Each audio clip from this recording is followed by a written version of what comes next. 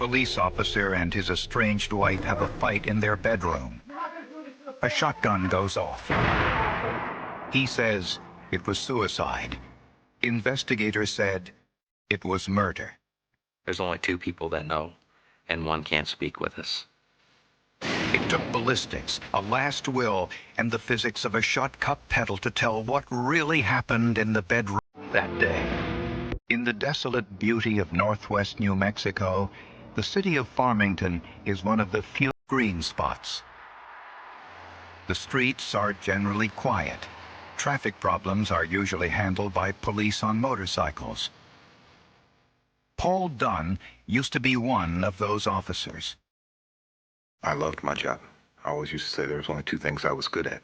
It was being a traffic cop and being a dad.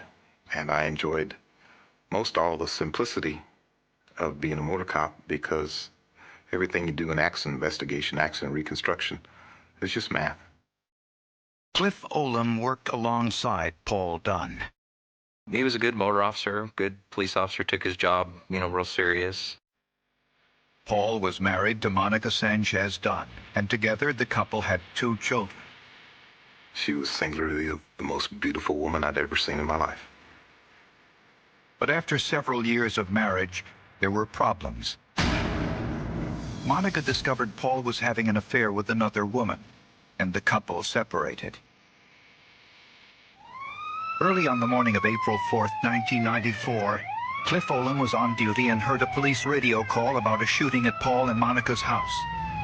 I saw Paul performing CPR on Monica, and he was just covered in blood. Monica was rushed to the hospital, but it was too late. She was pronounced dead on arrival with a gunshot wound to her abdomen.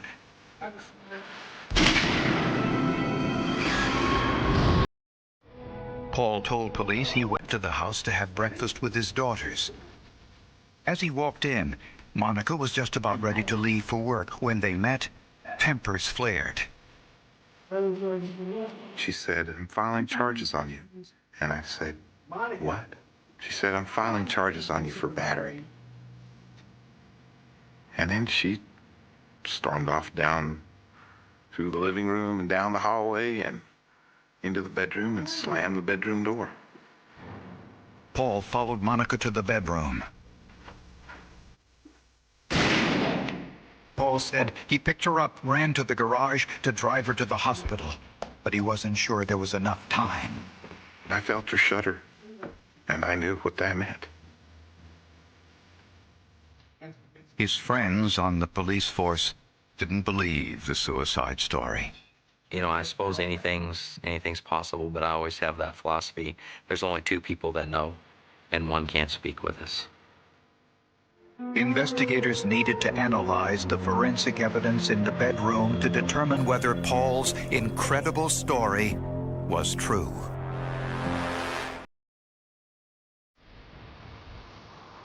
Since Paul Dunn was a Farmington police officer, his wife's suspicious death was assigned to another department, the New Mexico State Police. Investigators couldn't find any usable fingerprints on the shotgun, and they removed the back wall containing the shotgun pellets for later analysis. In Monica's van, investigators found a domestic violence complaint form. Just the day before her death, Monica had gone into police headquarters to have photographs taken of injuries she said Paul inflicted during a beating. She had a bruise on her cheek, she had a bruise on her thigh, and a couple of other places on her legs. She was going to file these battery charges, and that was going to cost him his job. When police photographed Monica's injuries, they violated standard procedure. A witness said a male officer photographed Monica's injuries alone in his office with the blinds closed. They would have a woman officer come in and take the photos, and he didn't do that. And he didn't have anybody in the room with them. It was just him and Monica. So they're alone, and it took them about 10 minutes to do these photos. So there's kind of questions on what happened in that room during that 10 minutes. At Monica's autopsy, the pathologist noted 2 abrasions near the entrance wound, identical to those caused by a shotgun.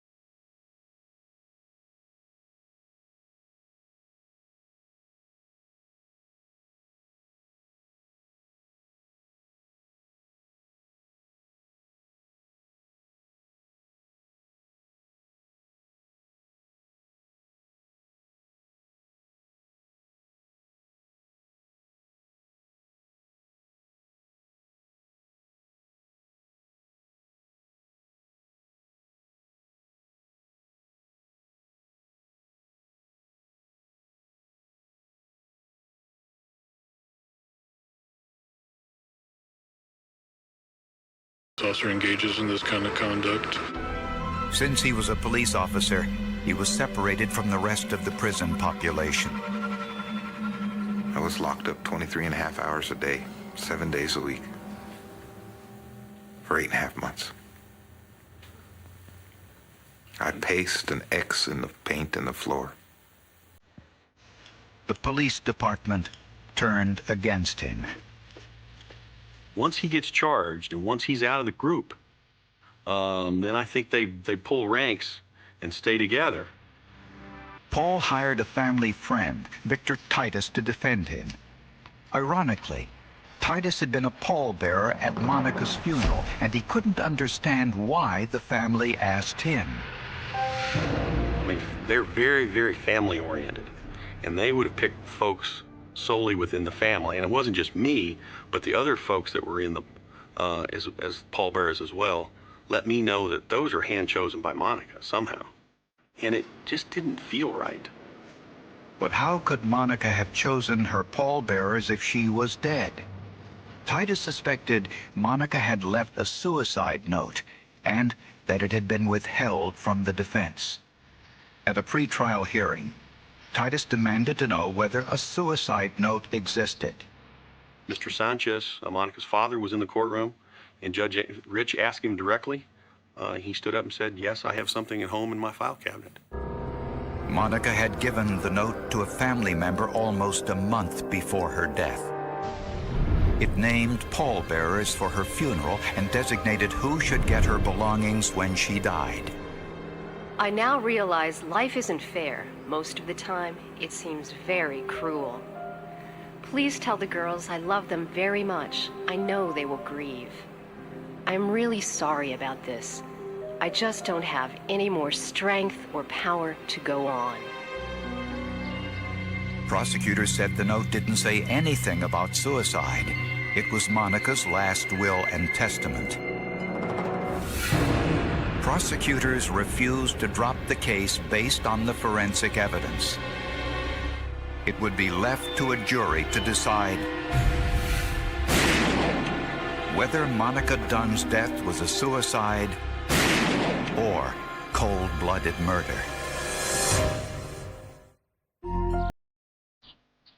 In preparation for trial, Paul Dunn's defense team hired Dave Pfeffer, a private investigator with 20 years of police experience, to examine the crime scene. The evidence showed that the shotgun pellets went through Monica's body, through the sheetrock, and hit the brick wall and wooden studs beneath. Pfeffer conducted a crude experiment. We lined up the indentations and the marks on the 2x4 with the indentations on the brick and ran them straight in a line, and it indicated to us that the line, all three lines came directly to the foot, actually about a foot into the waterbed itself. That was very unscientific, but it gave us a good general idea. This contradicted the state's theory that Monica was standing when shot. For a more detailed ballistic examination, Pfeffer contacted Nelson Welch, the former chief firearms investigator for the New Mexico Crime Lab. In examining the autopsy photographs, Welch noticed a substance called Grex in and around Monica's wound. Now, Grex is the white buffering material that's loaded in with the double-aught buck to prevent them from being deformed when they're shot at high pressure. But Welch was troubled by the fact he could find no Grex on the outside of Monica's dress. Welch test-fired a shotgun into ballistic gelatin covered with a cloth about 2 feet.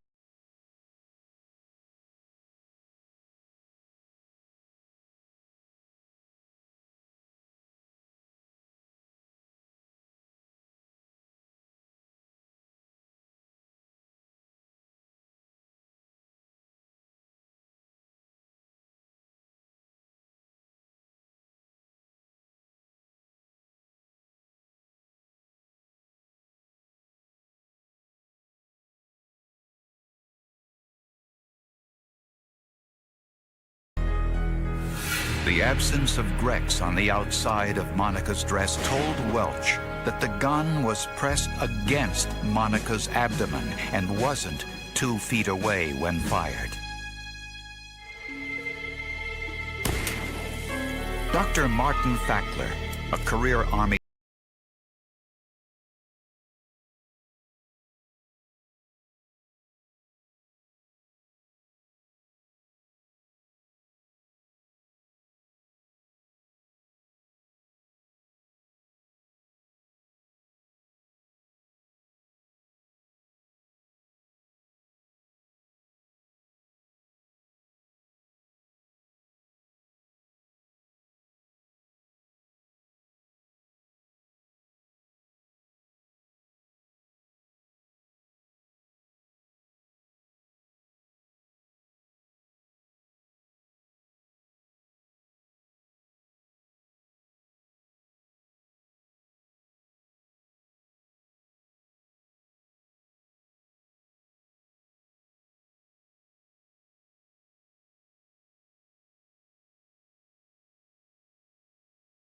Paul Dunn's defense experts were convinced that the gun was against Monica's stomach when it went off.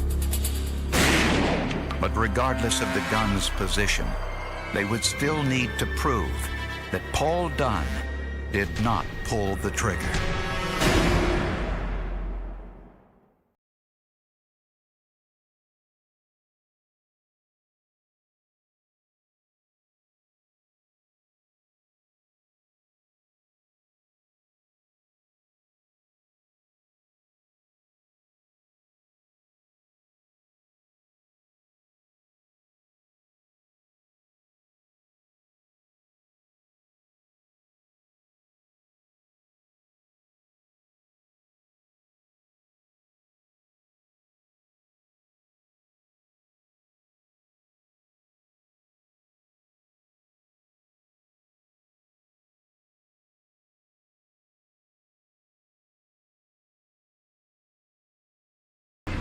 At the trial, prosecutors presented their theory that Paul shot Monica from 2 feet away while both were standing.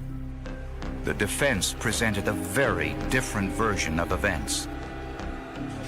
In the courtroom, they recreated Monica's bedroom, using the actual bed and wall. Nelson Welch showed the jury that the path of the shotgun pellets were inconsistent with the prosecution's theory. We would start at the brick wall, that is where the pellet impacted. Where it came from the sheetrock, the angle is downward. and slightly towards the bed. From the brick wall, through the sheetrock, to the exit wound in Monica's back, to the entrance wound, to the muzzle. The lines converge much lower than prosecutors say. The only way to get all of these lined up is in the position in which we have it now. Which meant that Monica was sitting on the bed with the butt of the shotgun resting on the bed when it went off, which was consistent with Paul's original statement to police. Using a model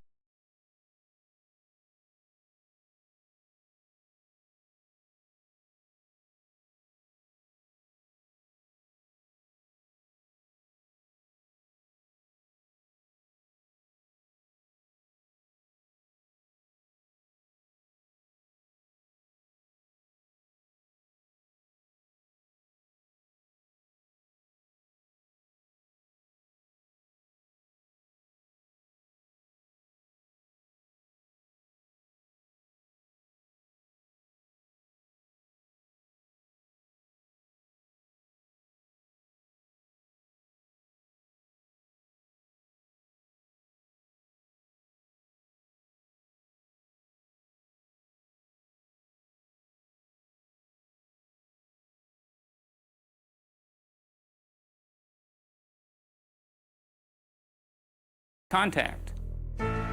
Paul's first wife and girlfriend both testified in court that he had never been physically abusive.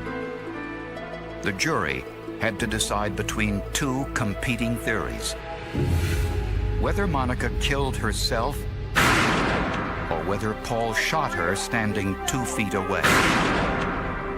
The jury reached a verdict within minutes. They all indicated, they went in, they took an initial vote, they all agreed it was a not guilty, and everybody went to the bathroom, combed their hair, and basically killed time because they were afraid that the judge was going to be mad at them if they didn't take a little time. The prosecution has the burden of proof beyond a reasonable doubt. And in this case, it was the defense who proved innocence, not just beyond a reasonable doubt. They proved it beyond all doubt, as far as I'm concerned. Paul Dunn embraced his daughter and was rushed from the courtroom. Smelled fresh air. Jail's not nice. Jail doesn't smell good. And I smell fresh air. Paul Dunn didn't return to his job on the police force, and he now works as a foreman for an oil company. He says this case changed many of his long-held beliefs.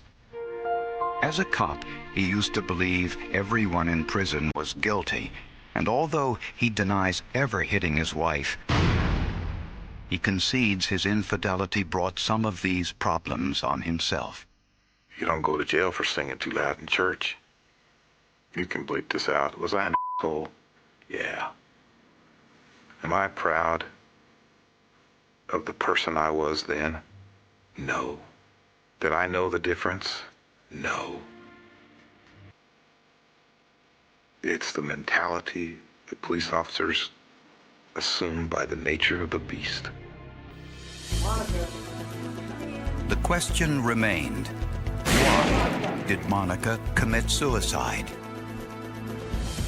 Many believe she simply couldn't stand losing Paul to another woman, despite evidence she had been unfaithful herself.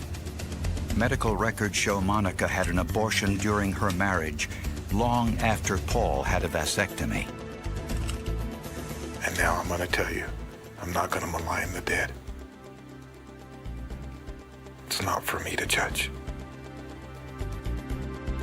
Just how Monica got the bruises remains unknown, and the letter she left behind raises more questions. The bruises on me will show. She writes that a month before her death. How do you know a month before you die that you're gonna have bruises on your body? Statements like that just make it look like not only did she plan to kill herself, but she planned to set him up to, be charged with murder. A misinterpretation of the crime scene almost sent Paul Dunn to prison for life. But a more complete forensic examination ultimately set him free. I was scared to death because they're big brother. My pockets were tapped and my father's pockets were tapped. And big brother has endless supplies. And they wanted to put me in prison for the rest of my life. And knowing that I didn't do it, didn't make it easier for me to sit through the trial. I was scared to death. The most difficult thing for people to do is to say, I made a mistake. And they just never, I don't know that they will do it today. But the jury sure found out that they made a mistake. A young woman complained about a shuttle van driver who took her home from the airport. A few days later, there was a violent confrontation that left both the passenger and the driver dead. Police first thought the incident was revenge, but the blood patterns, an old hammer, and a hastily scrawled note told forensic scientists something entirely different. In August of 1995, 32-year-old Donna Winger and her infant daughter Bailey flew into the St. Louis airport after spending a week in Florida visiting her parents. During the ride home, the shuttle van driver, Roger Harrington, drove erratically and exceeded the speed limit. He also said he heard voices telling him to kill people. At home, Donna documented the details of the incident. I felt as if my life and the life of my daughter were in the hands of a nut. When she and her husband reported the incident to the shuttle van company, Harrington was suspended. The Wingers hoped that would be the end of their involvement with Roger Harrington, but they were wrong. This is Springfield Police. What is your emergency? Emergency! I just shot this man in my house. He's inside your house right now? He killed me. He beat my wife. Where's the man at? He's laying on the floor. Is he dead? I don't know. He's making weird sounds. Is the man still in your house? Yes, he's laying there on the floor with a bullet in his head. Did you shoot him? Yes, I shot him. He was killing my wife. My baby's crying. My baby's crying. I gotta go. I'll call you right back.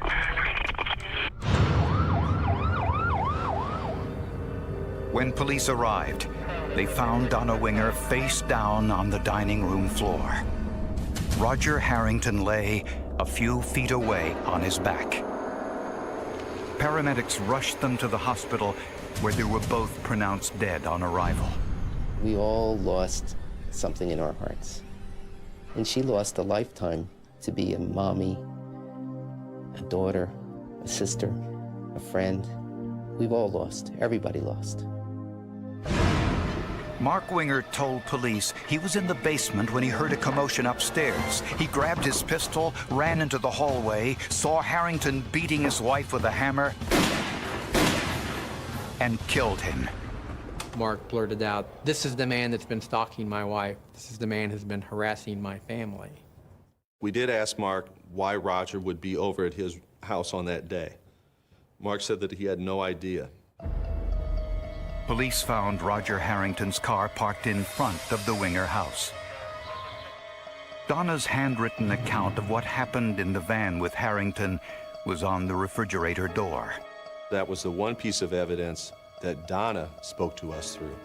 She was not alive, so we couldn't ask her what had occurred, but she did document what happened on the ride with BART Transportation from St. Louis, and that was supportive of Mark's facts. A background check revealed Harrington had a history of mental illness and had twice been hospitalized for psychiatric treatment. He was an individual that, like many Americans, have a mental illness, and it was being addressed. The hammer Harrington used to attack Donna Winger had been on the dining room table. Donna wanted a picture hung in the house to remind Mark to hang the picture, she placed the picture and the hammer on a table so Mark would remember to hang the picture. Also on the table were Harrington's coffee mug and a pack of cigarettes. Police speculated that Harrington sought revenge for the Wingers' complaint. Immediately determined that it was more plausible that a mentally ill subject had attacked Donna and killed her. When the investigation was over, Mark Winger was called a hero for trying to save his wife. Not only had he lost his precious wife, but he also had to shoot a man trying to protect her. The newspaper published a letter Mark Winger wrote thanking the community for its support. Roger Harrington's family refused to believe it. Well, I never have ever seen Roger be violent to anybody. 4 years later, forensic evidence came to light that raised new questions about what really happened that day in the Wingers' home.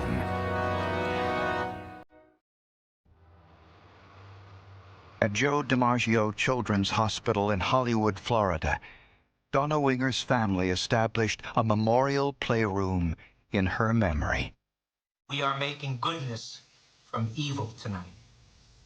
Mark Winger, thankfully, has straightened his life around, but only after many, many months of difficult adversities and tribulations. Back in Springfield, Illinois, Mark Winger married his daughter's nanny, Rebecca Simic, and together had 3 more children. Although 4 years had passed, Donna Winger's best friend, Deanne Schultz, was still having a difficult time. She was suffering from such a deep depression she had to be institutionalized. She was given electroconvulsive therapy to treat her depression.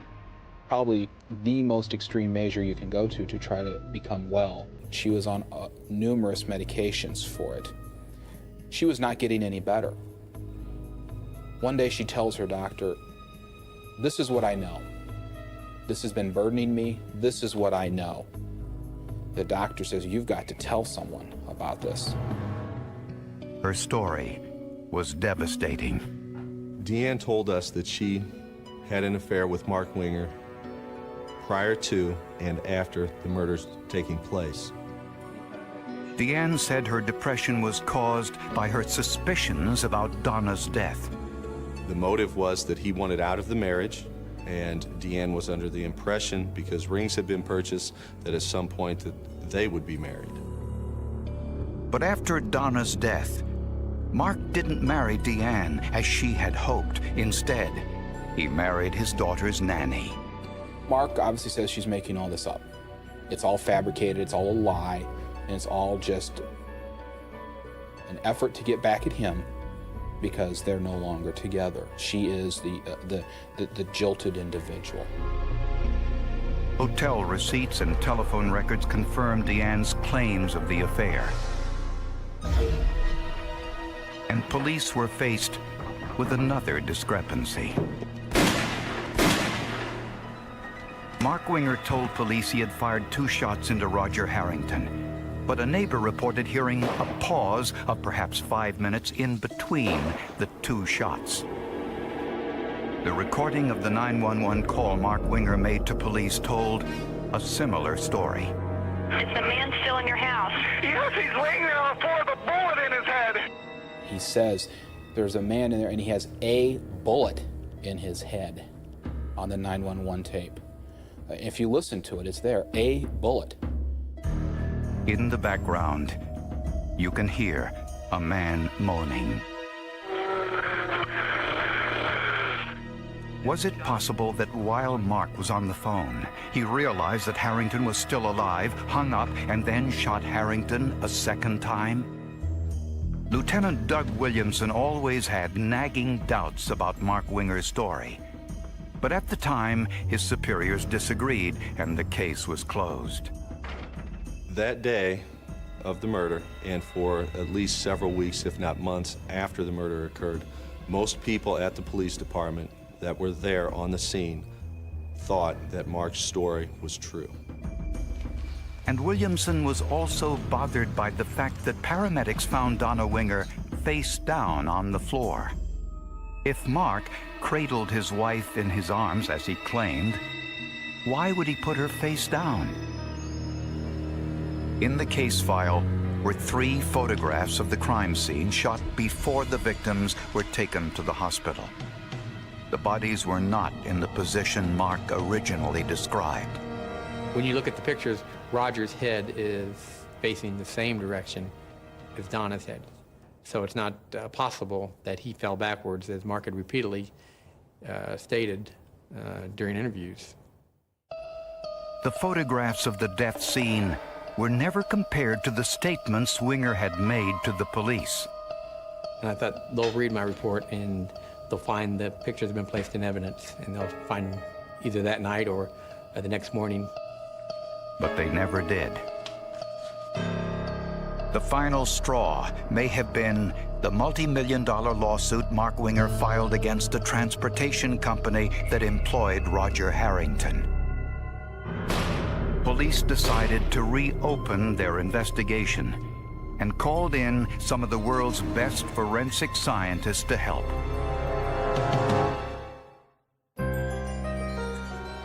Four years after the shooting, police in Springfield, Illinois, took a closer look into what really happened that day between Mark Winger, Roger Harrington, and Donna Winger. Mark Winger told police that he ran down this hallway and saw Roger Harrington facing him, kneeling on the floor, striking his wife with a hammer. Winger says he shot Harrington twice in the head, but the physical evidence contradicted this story. Ballistic tests on Winger's pistol showed that shells are ejected back to the right. Mark Winger, when he told us that he fired that first shot, he indicated he was standing in his hallway. Therefore, that shell casing could not have landed where we found it in the dining room. And there was evidence Roger Harrington's body had been moved before the second shot was fired.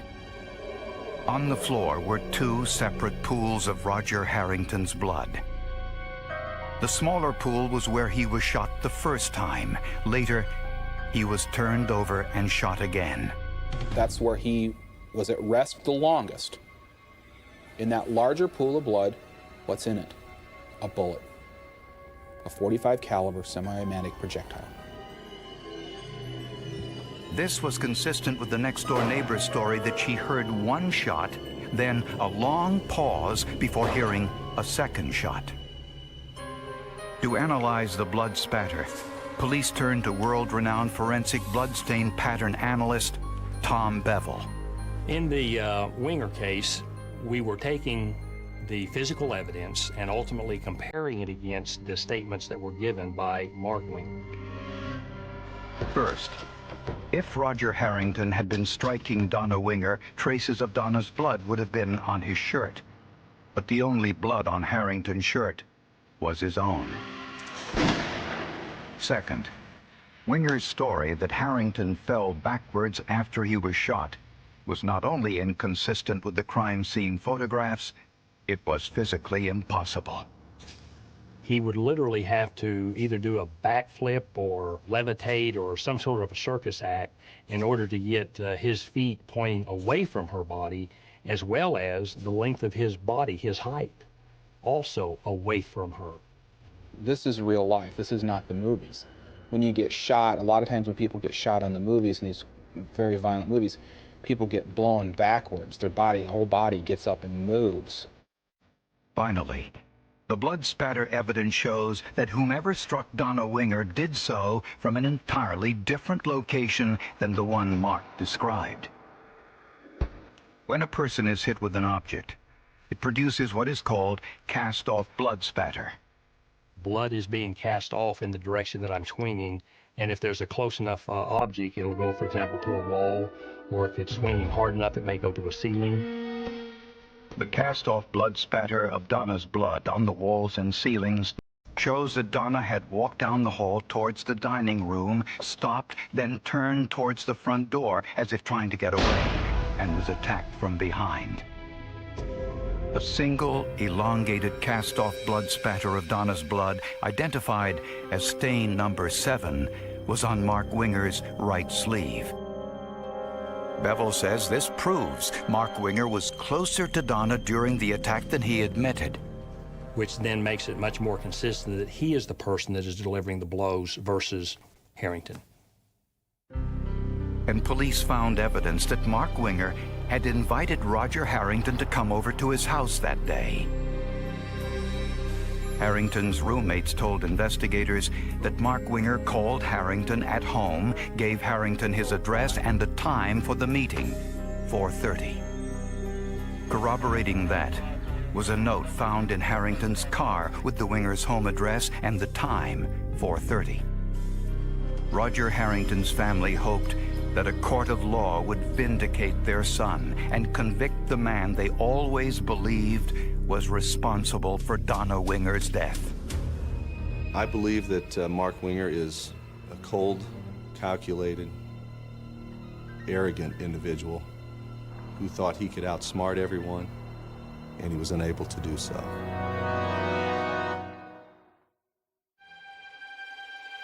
In 1995, investigators called Mark Winger a hero for fatally shooting an intruder who he claimed was attacking his wife.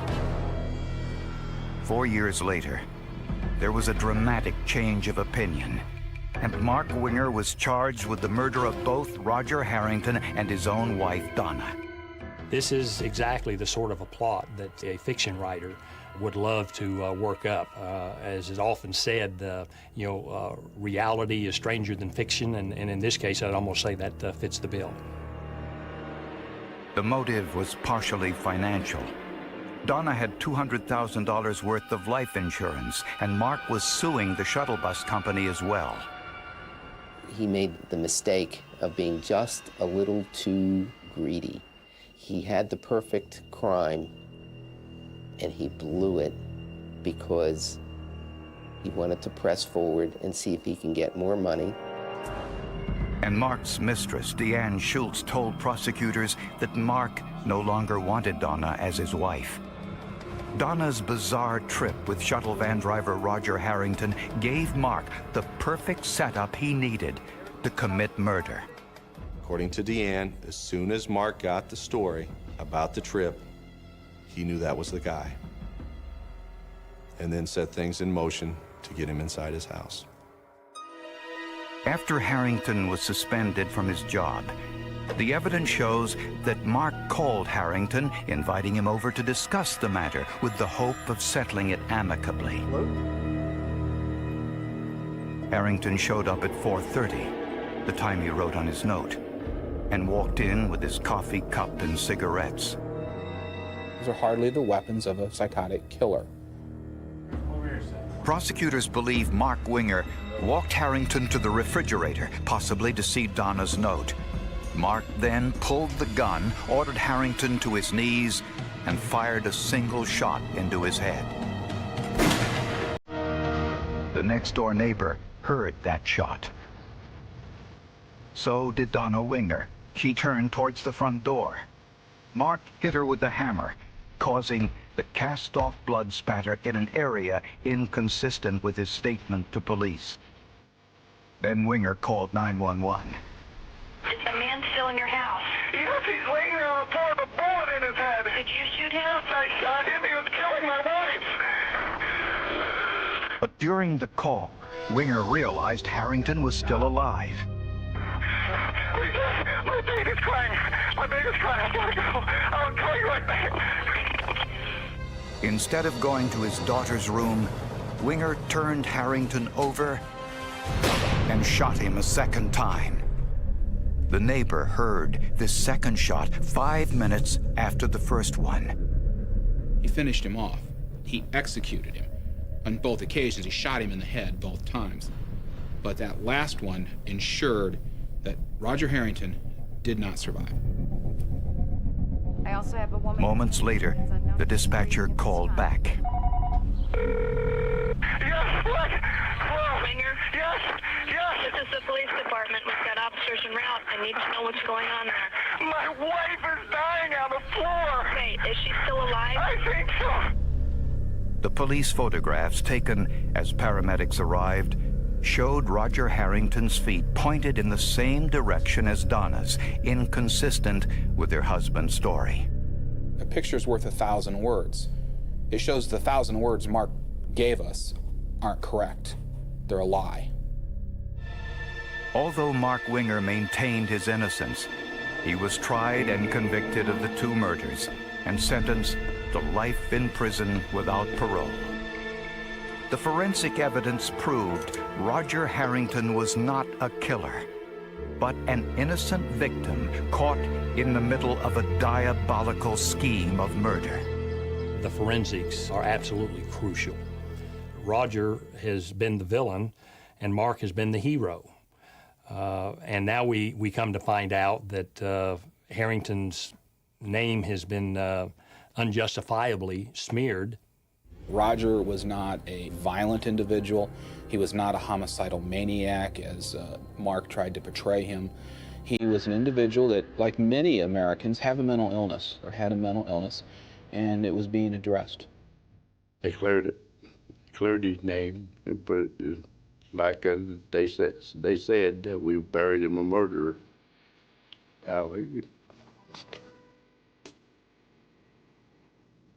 The beauty of forensic evidence, and I say this many times, the beauty of a fingerprint, the beauty of DNA is it doesn't have an interest, bias, a prejudice, or a motive. It is what it is.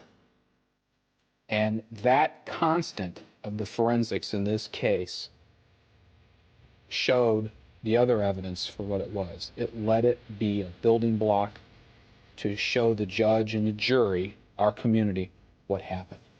And I was thankful that we had it. Yeah, thank you, Tom Bell. And I hope someday I can meet you face to face.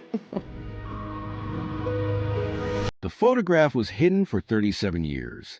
A small piece of paper, a faded image, a forgotten memory trapped inside an old box that nobody had opened in decades. But when investigators finally looked at that photograph again, they discovered something that would reopen one of Tennessee's most haunting cold cases. A face, a location, and a secret that someone had spent a lifetime trying to keep buried. For nearly 4 decades, the disappearance of Sarah Whitmore remained an unanswered question, a mystery that haunted a quiet Tennessee community. A case that started with a normal evening, a young woman leaving home, a car disappearing into the night, and a family waiting for answers that never came. But everything changed when one old photograph surfaced. A photograph that was never supposed to matter. A photograph that investigators once ignored.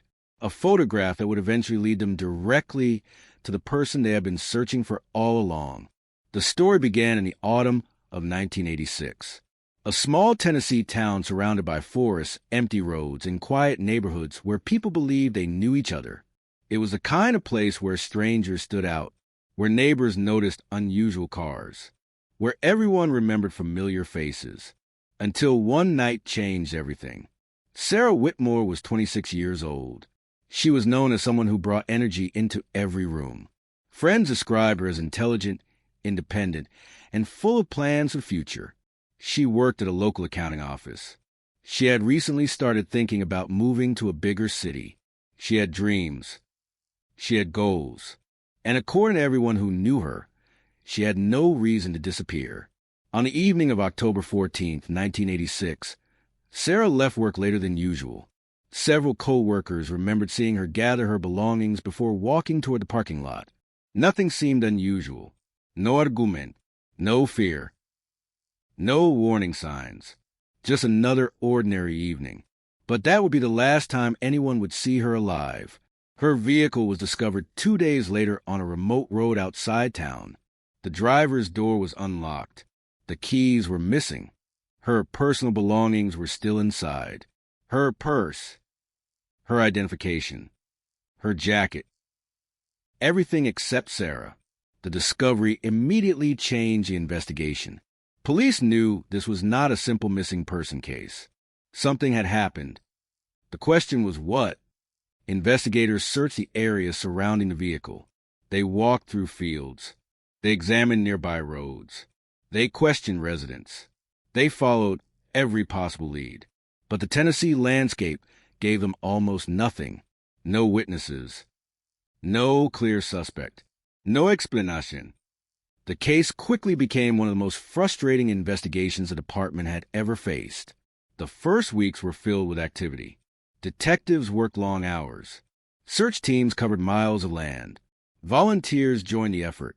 Sarah's photograph appeared across the community. People hoped for good news. They hoped she would return. They hoped the mystery would end. But the days became weeks. The weeks became months. And hope slowly turned into fear. The investigation began to lose momentum. Evidence was limited. Memories became unclear. Potential witnesses changed their stories. And eventually, the case moved from active investigation to something much darker. A cold case. The kind of case that remains open but slowly disappears. The kind of case where old files sit untouched while families continue waiting. For Sarah's parents, time did not bring closure.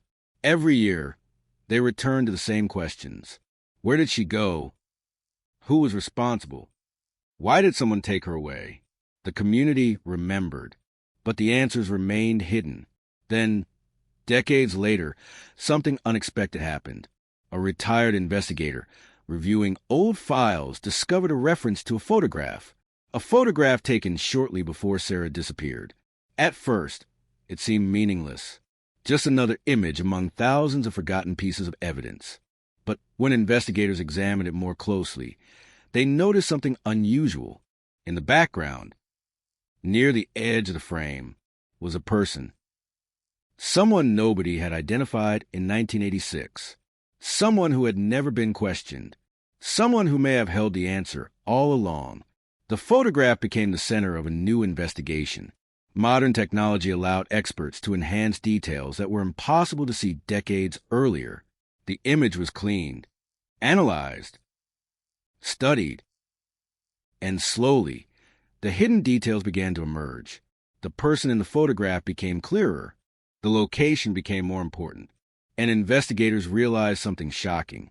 The photograph had been taken near the same area where Sarah's abandoned vehicle was discovered. A coincidence? Maybe. But detectives knew something about cold cases. Coincidences are often where the truth begins. The investigation was reopened. New detectives entered the case. Old evidence was reviewed. Former witnesses were contacted. And a question that had been unanswered for 37 years suddenly returned. Who was the person standing in the background of that photograph?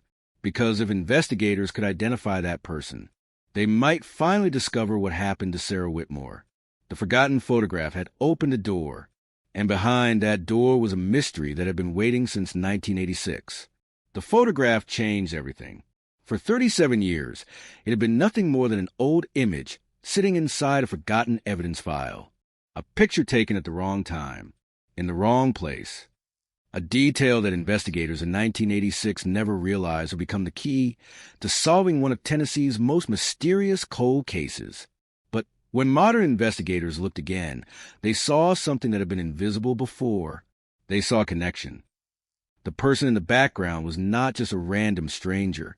The location was not just a random road. And the timing was not just a coincidence.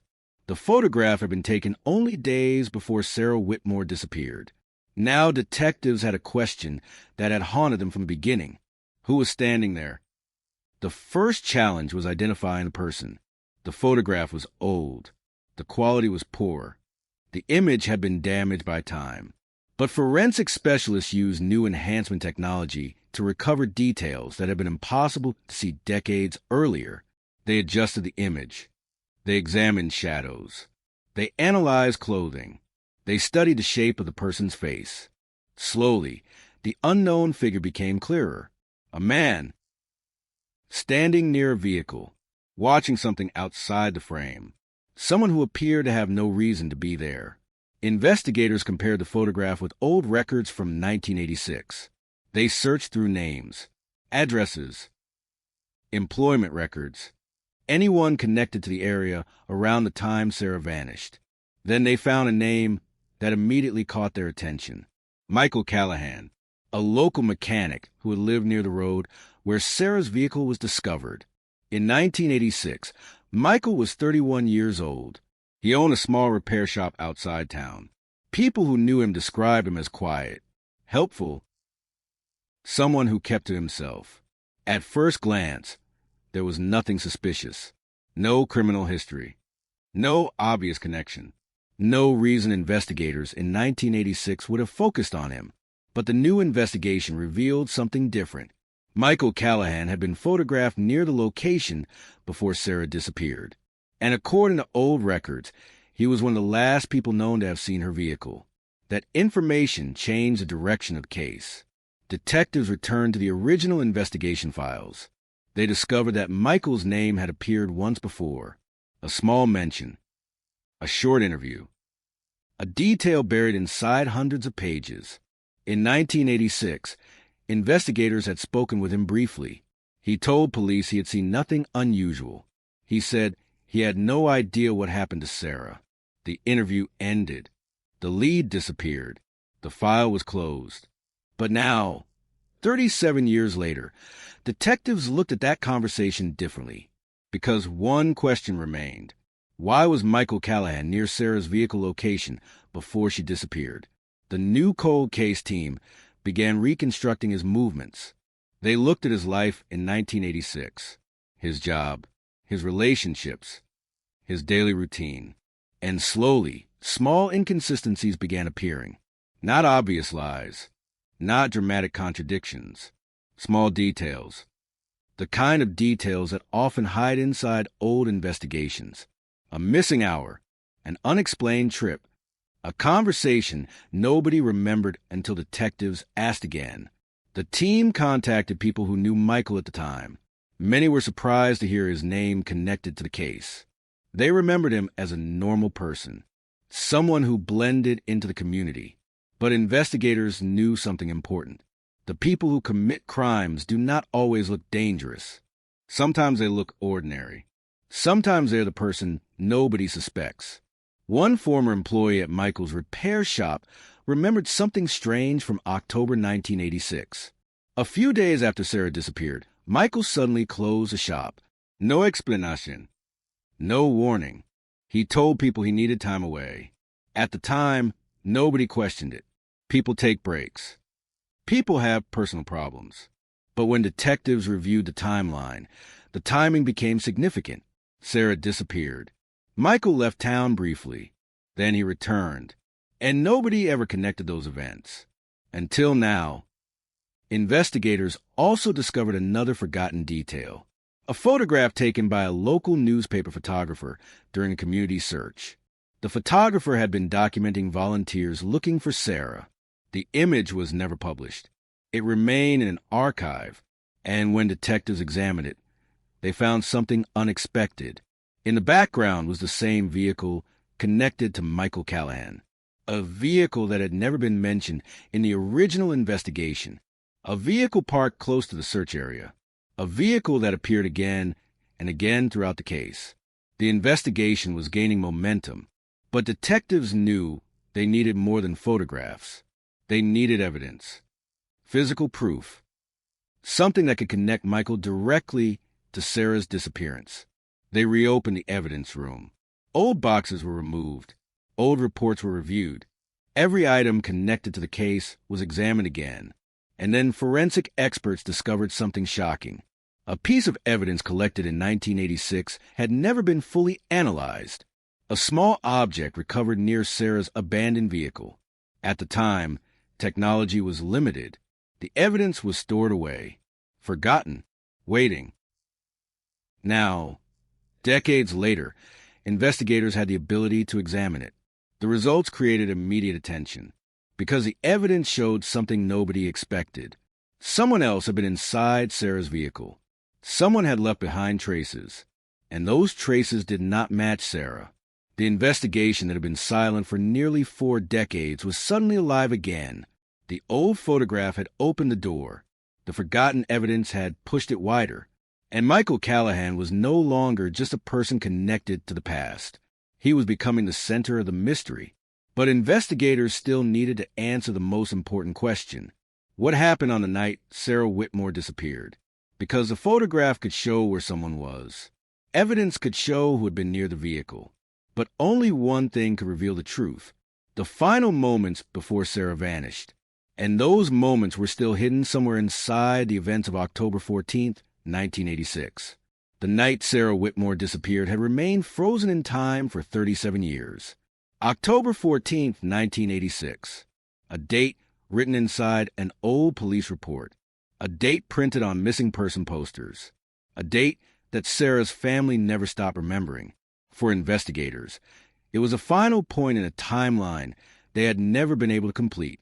A normal evening. A woman leaving work. A vehicle discovered abandoned. And then, nothing. No clear explanation. No confirmed witness. No answer. But now, after decades of silence, the investigation was moving again. The photograph had reopened the case. The hidden evidence had created new questions. And Michael Callahan had suddenly become the person standing at the center of a mystery that had haunted Tennessee for generations. But detectives knew one thing. A suspect was not the same as a solution. They had spent too many years watching cold cases collapse because investigators moved too quickly. They needed facts. They needed a timeline. They needed to understand every minute before Sarah disappeared. So they went back to the beginning.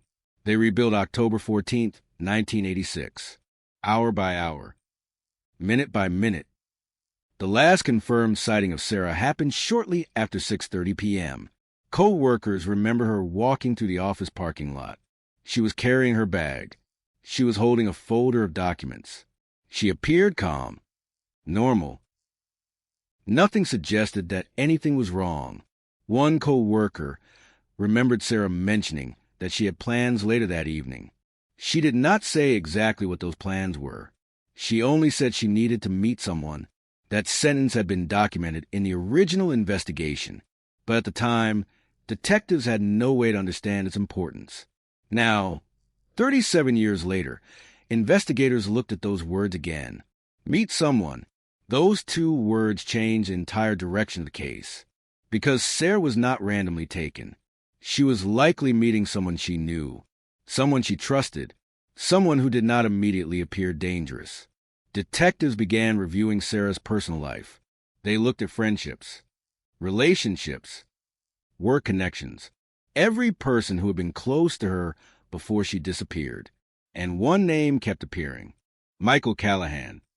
The mechanic, the man from the photograph, the man whose vehicle appeared near the search area, the man who had been questioned once and then forgotten.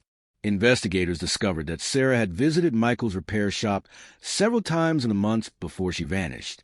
At first, that seemed normal. She had an older vehicle. She needed repairs. There was nothing unusual about knowing a mechanic. But then detectives found something more. Sarah had mentioned Michael to a friend, not as a close friend, not as someone she trusted completely, but as someone she found strange. The friend remembered Sarah saying that Michael asked too many personal questions.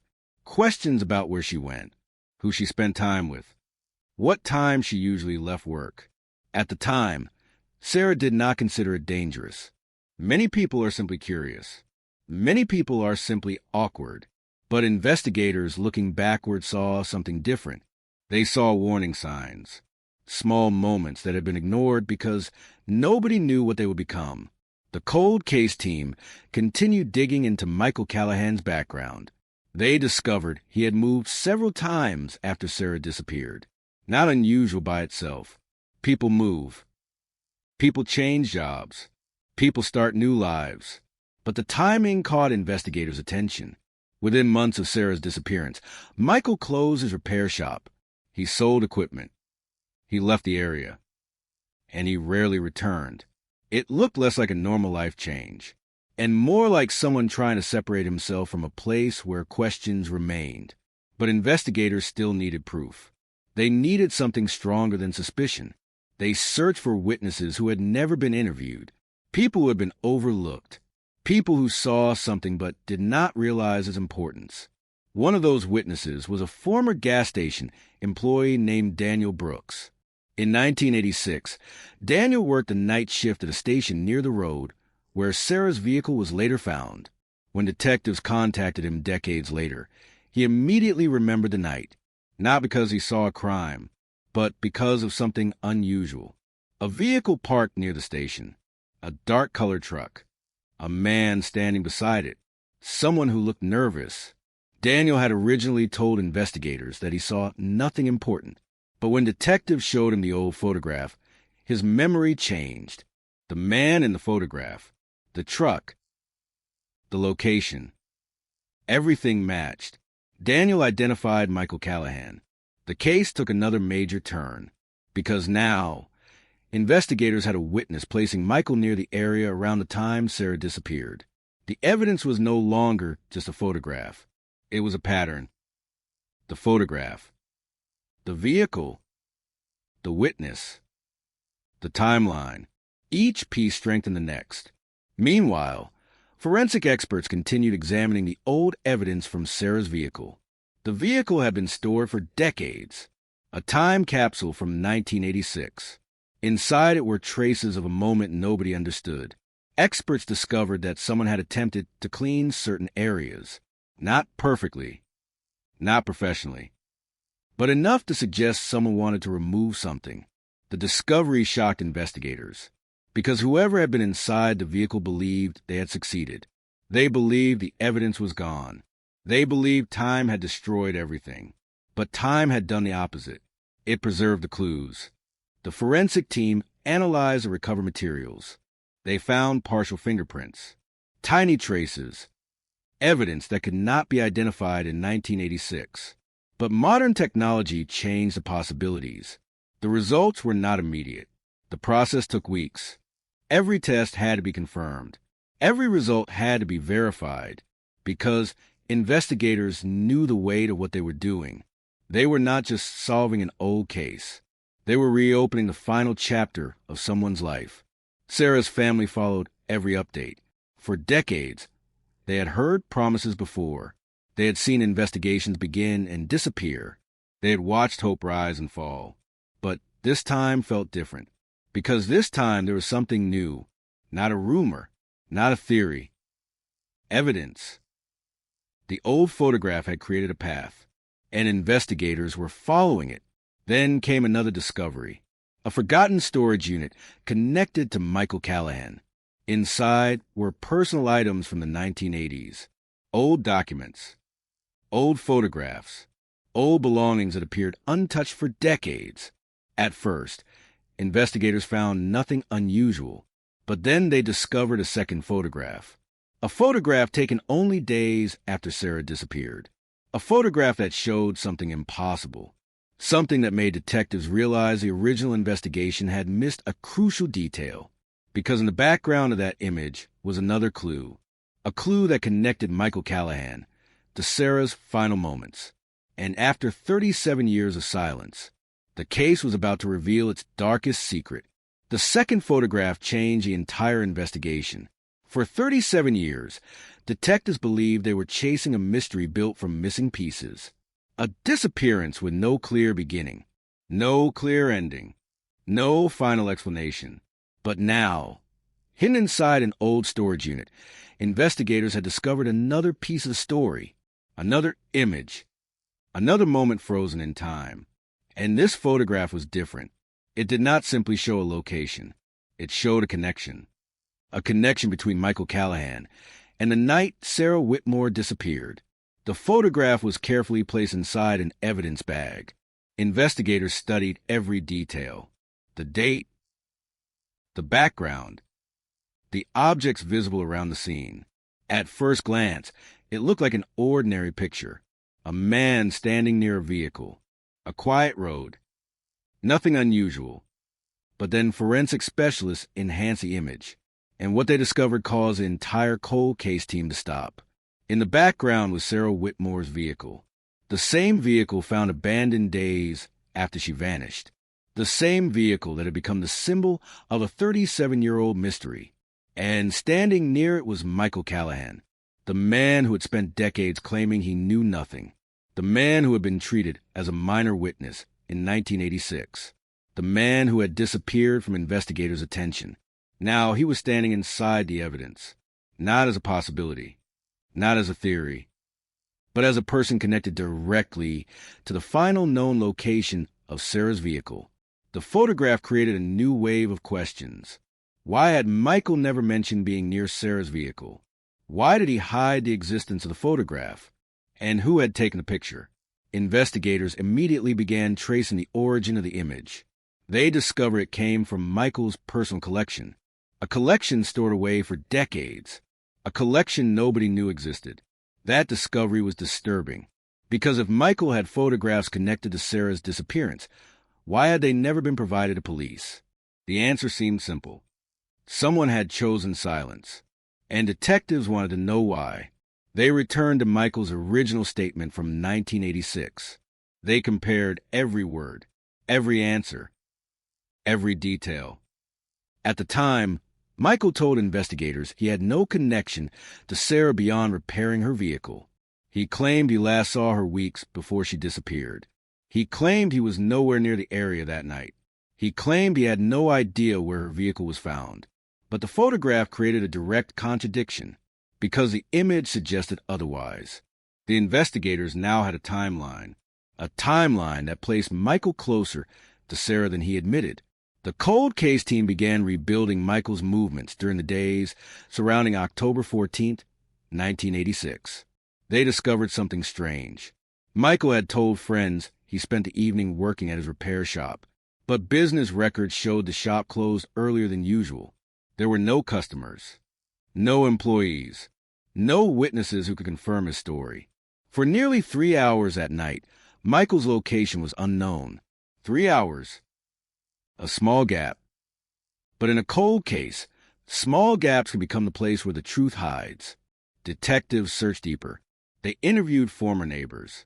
One woman remembered seeing Michael's truck parked near Sarah's apartment complex. She had never reported it. She assumed he was visiting someone. But when detectives asked about the date, she realized it was the same night Sarah disappeared. Another forgotten memory. Another piece returning from the past. The investigation was becoming a chain, and every link led back to Michael Callahan. But investigators knew they needed to understand the relationship between Sarah and Michael, because the biggest question remained. Why? Why would Michael be connected to her disappearance? What happened between them? The answer came from Sarah's personal records, old letters, phone records, conversations remembered by friends. Detectives discovered that Sarah had recently become uncomfortable with Michael's attention. He had started contacting her more often. He offered help she did not request. He appeared in places where she did not expect him. Nothing that would have been considered a crime. Nothing that would immediately cause alarm, but enough to create discomfort. Sarah's friend Rachel Monroe remembered one conversation, a conversation she had ignored for years. Sarah told her that Michael was too interested in her personal life. She said she felt like he was watching her. At the time, Rachel assumed Sarah was simply annoyed. She never imagined those words would become part of a murder investigation decades later. When detectives heard the story, they realized something important. Sarah had noticed something was wrong. She just did not know how serious it was. Meanwhile, forensic experts continued examining the abandoned vehicle. The new evidence from modern testing began arriving. The results were shocking. A partial fingerprint recovered from inside the vehicle matched Michael Callahan, the same man appearing in the photographs, the same man whose story contained unexplained gaps, the same man who had never been considered a serious suspect in 1986. The fingerprint was not enough by itself, but combined with everything else, it changed the case. The investigators now had a photograph, a witness, a timeline, a fingerprint, a hidden connection. The case that had remained frozen for 37 years was moving faster than anyone expected. The news reached the community. People who remembered Sarah's disappearance were stunned. Many had never forgotten her. They remembered the posters, the searches, the questions. the sadness that surrounded the town. Now, decades later, the same mystery was appearing on headlines again. Old photograph reopens Tennessee cold case. Forgotten evidence points toward new suspect. The community reacted with shock, because Michael Callahan was not an unknown outsider. He was someone many people recognized, someone who had lived among them, someone who had blended into ordinary life, and that realization created fear, because the person connected to the mystery had not been hiding in another state. He had been nearby, living normally. While Sarah's family waited for answers, investigators moved carefully. They knew the case was strong, but they also knew 37 years could create challenges. Evidence had to be perfect. Every detail had to be confirmed. They began preparing for the next step, a direct confrontation.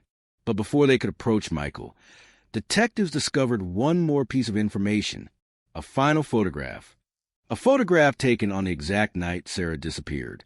A photograph that showed a detail nobody had noticed before. A detail hidden in the corner of the image. A detail that revealed someone else may have been present during Sarah's final moments. And suddenly, investigators realized something terrifying. Michael Callahan might not have been the only person who knew what happened that night. Someone else had been there. Someone else had seen the truth. And for 37 years, that person had remained silent. The discovery of the final photograph sent a shockwave through the investigation. For weeks, detectives believed they were finally closing in on the truth. They believed Michael Callahan was the missing piece, the man connected to the photographs, the man connected to the vehicle, the man whose story changed every time investigators looked closer. But the new image created a different problem, a bigger problem, because the photograph revealed something nobody expected. Michael Callahan was not alone. Another figure appeared in the background, a shadow, a person standing far enough away to avoid attention, but close enough to know what was happening. For 37 years, investigators believed Sarah Whitmore disappeared into the darkness with no witnesses. Now they had evidence suggesting someone may have watched the entire event unfold. The question became more disturbing. Who was that person? And why had they remained silent for so long? The photograph was examined again and again. Experts enhanced the image. They studied the lighting, the angle, the distance between objects. They analyzed every visible detail. The quality was poor. The photograph had aged. But there was enough. Enough to prove the figure existed. Enough to create a new direction. Investigators returned to the original case files. They searched for names connected to Sarah. Anyone who had been near her life in 1986. Anyone who may have known Michael. Anyone who may have known about the disappearance. The search led them to another name, David Holloway. In 1986, David was a close friend of Michael Callahan. They worked together. They spent time together. They were seen together around town. But David had never been considered important in the original investigation.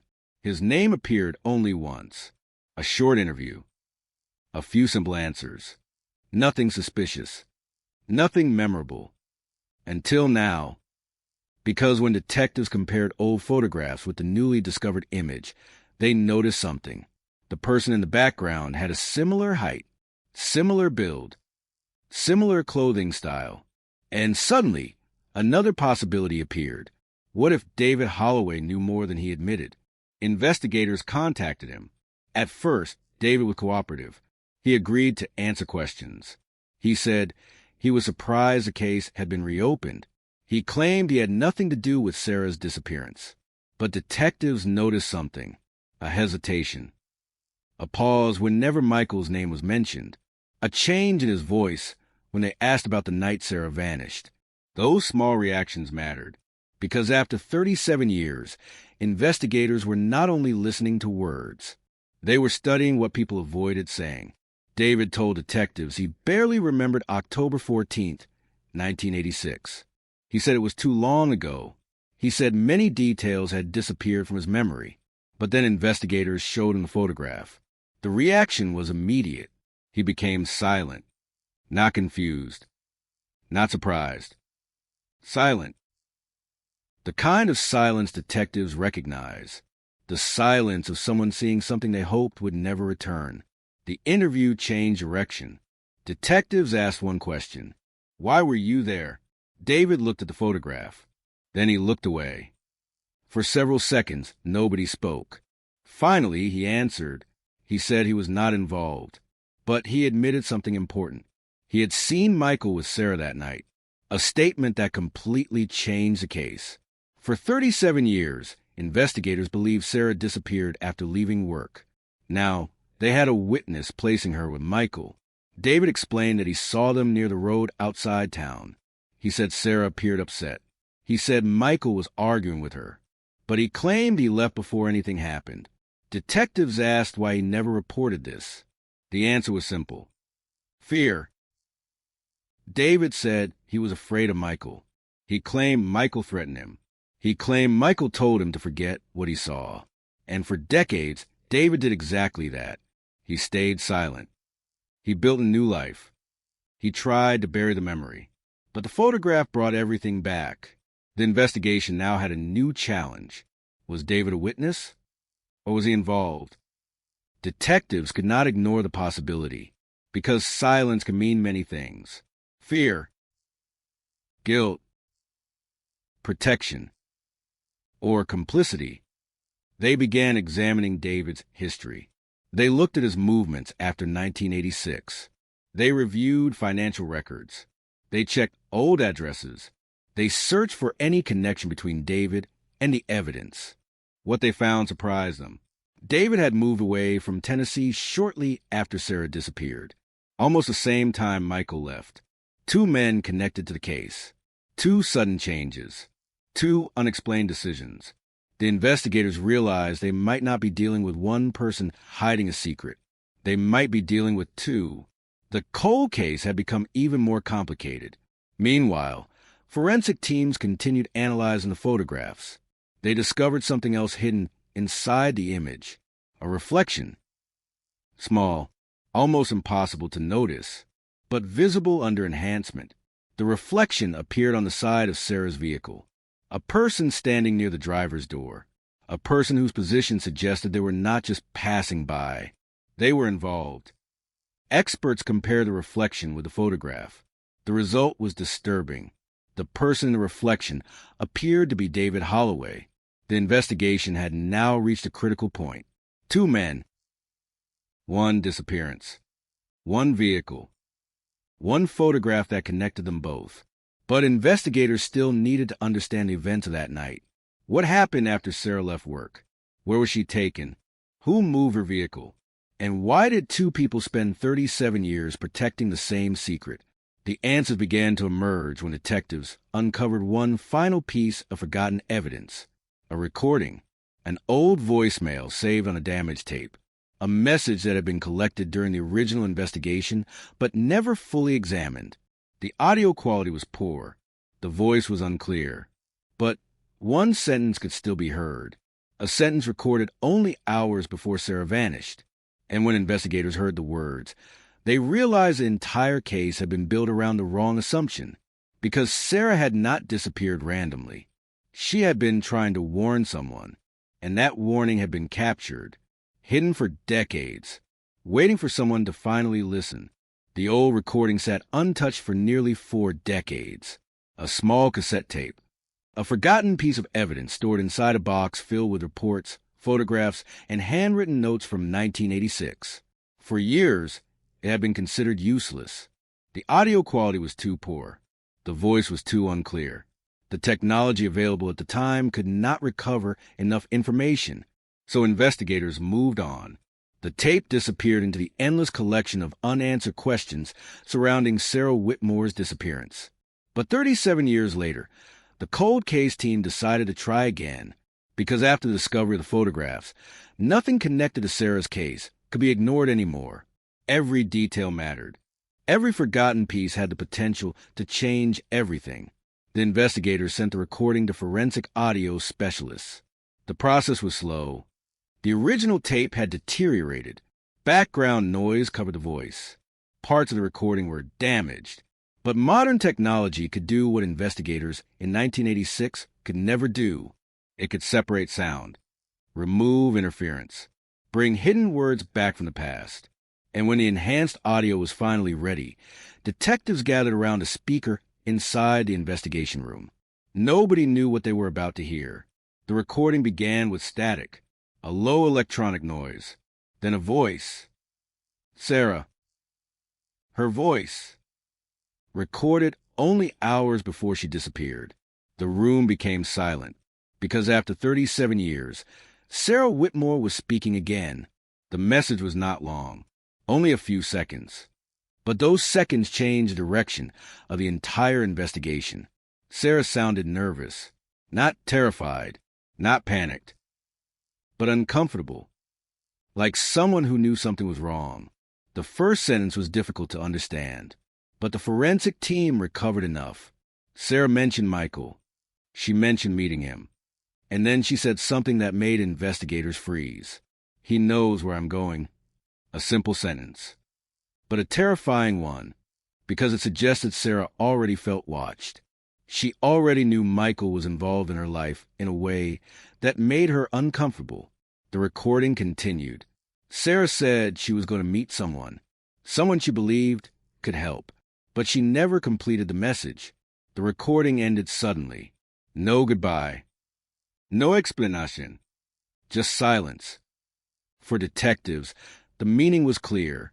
Sarah had been concerned before she disappeared. She had tried to leave behind a warning, and that warning had been sitting inside an evidence box for 37 years. The discovery changed everything. The case was no longer only about what happened after Sarah vanished. It was about what happened before. The fear, the pressure, the people around her. The warning signs nobody recognized. Investigators immediately compared the recording with David Holloway's statement. David had claimed he saw Sarah arguing with Michael. He claimed he left before anything happened. But now detectives had evidence showing Sarah was already worried about Michael before that meeting. They began questioning David again. This time, the tone was different. No longer a simple interview, a confrontation. Detectives wanted answers. Why did he stay silent? Why did he leave town? Why did he never mention seeing Sarah and Michael together? David remained quiet for several minutes. Then he admitted something he had hidden for 37 years. He had lied, not because he wanted to protect Michael, not because he supported what happened, but because he was afraid. David explained that Michael had a violent temper. He said Michael was obsessed with controlling situations. He said people around him learned quickly not to challenge him. According to David, the night Sarah disappeared started with an argument. Michael believed Sarah was planning to leave town. He believed she was going to expose things he wanted hidden. David said he did not know exactly what Michael planned, but he knew something was wrong. He knew Sarah was afraid, and he knew he should have done something, but he walked away. That decision followed him for the rest of his life. Investigators now had a possible motive, but they still needed to prove what happened after David left.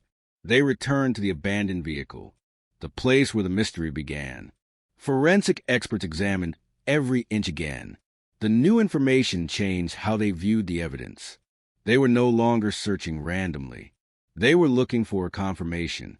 They found traces that supported the timeline, evidence that suggested the vehicle had been moved after Sarah disappeared, evidence that someone attempted to clean the interior, evidence that matched the behavior described by David. Then came the most important discovery, a hidden compartment inside the vehicle, a place investigators had overlooked in 1986.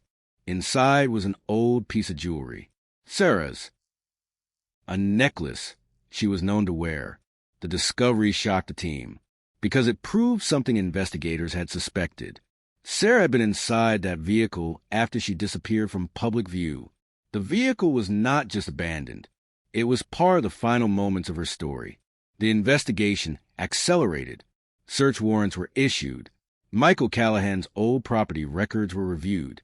Detectives searched through locations connected to him, and they found something disturbing. A storage container registered under a different name. Inside were items from the 1980s, old clothing, documents, photographs. And something that made investigators realize they were closer than ever: a handwritten note, a note containing Sarah's name. The handwriting was compared.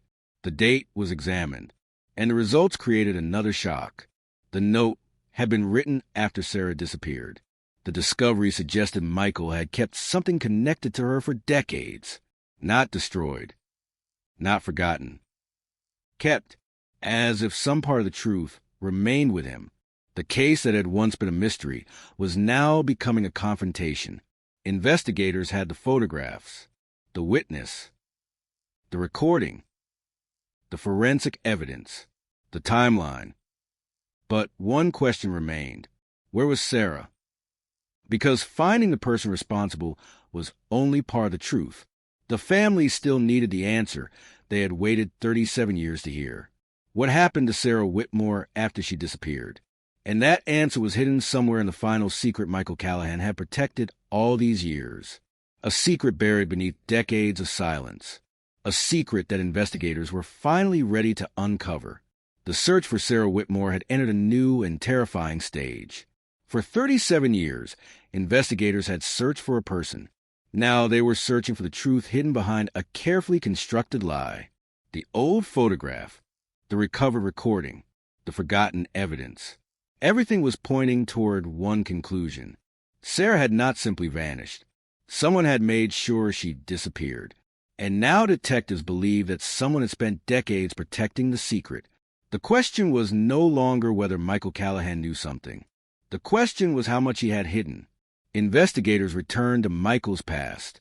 They studied every year after Sarah's disappearance. Every job, every address, every relationship. They searched for patterns. And they found something disturbing. Michael had changed his life completely after 1986. The repair shop disappeared. The friendships faded. The connections to Tennessee became weaker. It looked like someone trying to erase a chapter of their own history. But investigators discovered one thing he could not erase: a property record.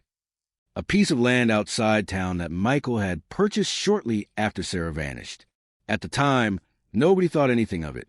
A person buying land was not unusual. But decades later, the location became impossible to ignore, because it was only a few miles from where Sarah's vehicle was discovered. A place hidden by trees. A place rarely visited. A place where someone could keep a secret. The cold case team requested permission to search the property. The operation was kept quiet. Investigators knew that after 37 years, every step had to be perfect. One mistake could destroy evidence.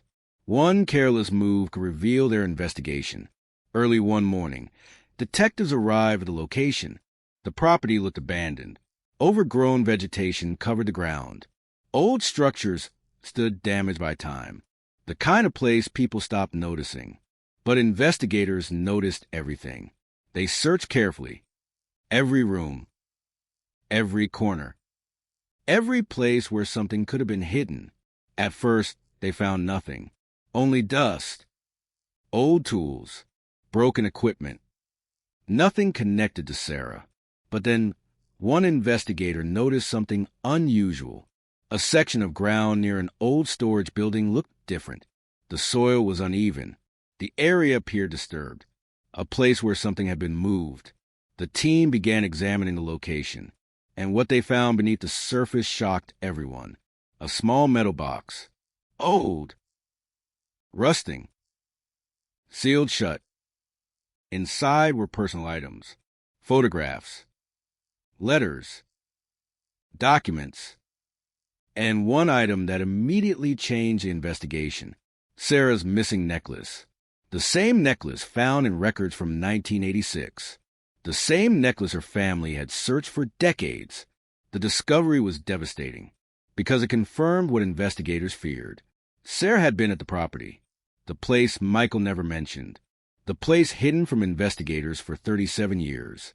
The evidence connected everything: the vehicle, the photograph, the recording, the witness, the property. The timeline was finally becoming clear, but investigators still needed the complete story. They needed to know what happened that night. They needed to know whether Michael acted alone. and they needed to know the truth behind David Holloway's role. David was brought in again. This time, investigators had more evidence. The necklace, the property records, the photographs, the recovered audio.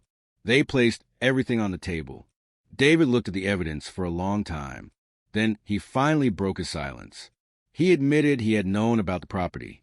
He admitted Michael brought him there once after Sarah disappeared. But he insisted he was not involved. He said he was young, afraid, and too scared to challenge Michael. Detectives asked a question that had followed David for decades. Why did you stay silent? His answer revealed the fear that had controlled him. He said Michael threatened him. He said Michael told him that if he spoke, nobody would believe him. He said Michael convinced him that the case would eventually disappear. And for decades, that is exactly what happened. The case became cold. The world moved on. But Sarah's family never did. They continued searching. They continued asking. They continued believing that somewhere, someone knew the truth. Now, finally, investigators were proving they were right. The evidence in the property was sent for forensic analysis. Experts examined every item, every trace, every fragment. And then came the result that changed the entire case. DNA evidence connected material recovered from the property to Sarah Whitmore. The discovery removed the last remaining doubt. Sarah had been there. The property had been part of the crime. And Michael Callahan had spent decades living with the secret. The arrest was planned carefully. Investigators knew they were approaching a man who had avoided suspicion for nearly 4 decades. A man who believed the past was buried. A man who had watched the investigation fade away. Michael was arrested early in the morning. The same kind of quiet morning when most people had no idea history was changing. There were no dramatic scenes. No public confrontation. Just detectives finally arriving with answers. When Michael opened the door and saw the officers, he immediately understood. The past had returned. The evidence had survived. And the secret he protected for 37 years was no longer his. During questioning, Michael remained calm. He denied everything. He said the evidence was misunderstood. He claimed the property had nothing to do with Sarah. He claimed the photographs were being interpreted incorrectly.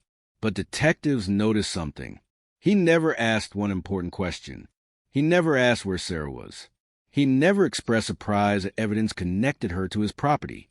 He only defended himself. And that reaction told investigators something. Michael knew exactly why they were there. The investigation had reached a point where the truth could no longer hide. But before the case moved toward trial, investigators uncovered one final piece of evidence. A hidden journal. A notebook Michael had kept for decades. A notebook containing dates, names, and one entry written shortly after Sarah disappeared. An entry that revealed Michael had remembered that night differently than he claimed. An entry that would expose the final lie, the final secret, and the truth about what really happened to Sarah Whitmore. The notebook was the evidence investigators had been searching for without knowing it existed. For 37 years, Michael Callahan had carried a secret, not just in his memories, not just inside the places he had hidden from investigators, but inside pages, written words, a record of thoughts that he believed would never be discovered. The notebook was found inside a sealed container hidden among old belongings from the 1980s, a place where ordinary items were stored, old receipts, old photographs, personal documents, things most people would throw away. But Michael kept them, and investigators quickly realized why. Because buried between ordinary notes were entries connected to the disappearance of Sarah Whitmore. The first pages appeared harmless. Dates, appointments, repair work, daily reminders, the life of an ordinary man. But then detectives reached October 1986, and everything changed. The handwriting became different. The entries became shorter, more emotional. Almost like someone trying to record events without explaining them. Investigators carefully reviewed every line. They found Sarah's name. They found references to locations. They found descriptions of conversations that Michael had previously denied ever happening. The notebook created a devastating contradiction. For years, Michael claimed he barely knew Sarah. The pages suggested otherwise. He knew where she went. He knew who she spoke to. He knew details that were never released publicly. Details only someone close to the investigation could know, or someone responsible. The detectives studying the notebook understood what they were looking at. Not a confession. Not a simple admission. Something more complicated. A window into the mind of someone who believed he had escaped. The most disturbing entry was dated October 14th, 1986, the night Sarah disappeared. The writing was rushed. The words were uneven, as if written during a moment of panic. The entry mentioned an argument, a meeting, a mistake. 3 words immediately caught investigators' attention. She knew everything.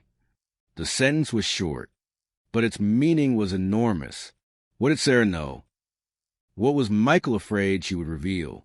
And why did he write those words only hours after she vanished? The notebook became the center of the investigation. Experts analyzed the handwriting. They confirmed it belonged to Michael. They confirmed the dates. They confirmed the pages had not been altered. For investigators, another piece of the puzzle had fallen into place. But the biggest question remained. What was the secret Sarah knew? Detectives began looking deeper into Michael's life before 1986. They discovered that his relationship with Sarah was more complicated than anyone realized. Michael had not simply been her mechanic. He had been watching her life, following her routines, collecting information about her. Investigators found records showing that Michael had repaired Sarah's vehicle multiple times. But some repairs were never requested. Work he claimed was necessary. Changes Sarah never asked for. Small actions that suggested he wanted control over something that did not belong to him. The investigation also uncovered a series of messages between Sarah and friends. Messages that showed she had become increasingly uncomfortable. She had started avoiding Michael. She had started changing her routine. She had started noticing that he appeared too often, too close, too interested. But Sarah never believed she was in immediate danger. That was a tragedy investigators discovered again and again. The warning signs were there. They were simply not obvious enough at the time. The case moved forward quickly after the notebook discovery. Prosecutors began preparing the charges. But investigators still wanted one more thing. They wanted a complete timeline of October 14th, 1986. They needed to know every movement, every location, every person involved. The new evidence pointed toward Michael. But David Holloway remained an important part of the story. Investigators brought David back for another interview. This time, they showed him the notebook. His reaction was immediate. He recognized it. He admitted seeing Michael writing it years earlier. That admission created another shock, because David had always claimed he had no knowledge of Michael's plans. But now investigators knew he had seen the notebook. He knew Michael recorded information. He knew Michael was connected to Sarah. The question became unavoidable. How much did David really know? David finally revealed more details. He said that after Sarah disappeared, Michael contacted him, not to ask for help, not to explain, but to make sure he stayed quiet. David said Michael told him that people would forget, that eventually the case would become another unsolved mystery.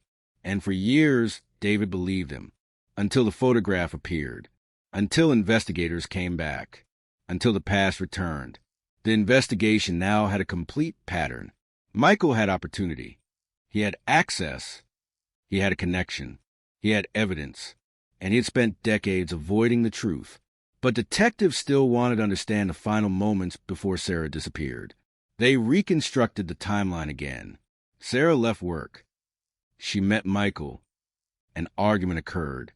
David was nearby. The vehicle was moved. The evidence was hidden. And then silence. 37 years of silence. The community watched as the story developed. People who remembered Sarah's disappearance were shocked. Many had lived near Michael. They had seen him, talked to him, trusted him. That was what disturbed people most. The possibility that someone capable of hiding such a secret could appear completely ordinary. The case became a national story. Headlines spread. 37-year cold case cracked. Forgotten photograph leads investigators to arrests. Old notebook reveals hidden truth. But for Sarah's family, the headlines were not what mattered. They wanted answers. They wanted to know where she had been. They wanted to know why. They wanted the truth that had been stolen from them for decades. Investigators continued examining the notebook. Then they discovered one final entry, a page near the back. A page Michael had never expected anyone to find. The writing was dated years after Sarah disappeared. Not 1986. Not during the investigation. Years later. And the words revealed something terrifying, because they showed Michael had never forgotten Sarah. He had thought about that night for decades, and he had written down a secret he believed would remain hidden forever. The final pages of the notebook contained the clue investigators needed, the clue that would explain exactly what happened on the night Sarah vanished. And when detectives read those words, they realized something chilling. Michael Callahan had not only hidden the truth, he had been documenting it all along. The final pages of Michael Callahan's notebook changed the case forever.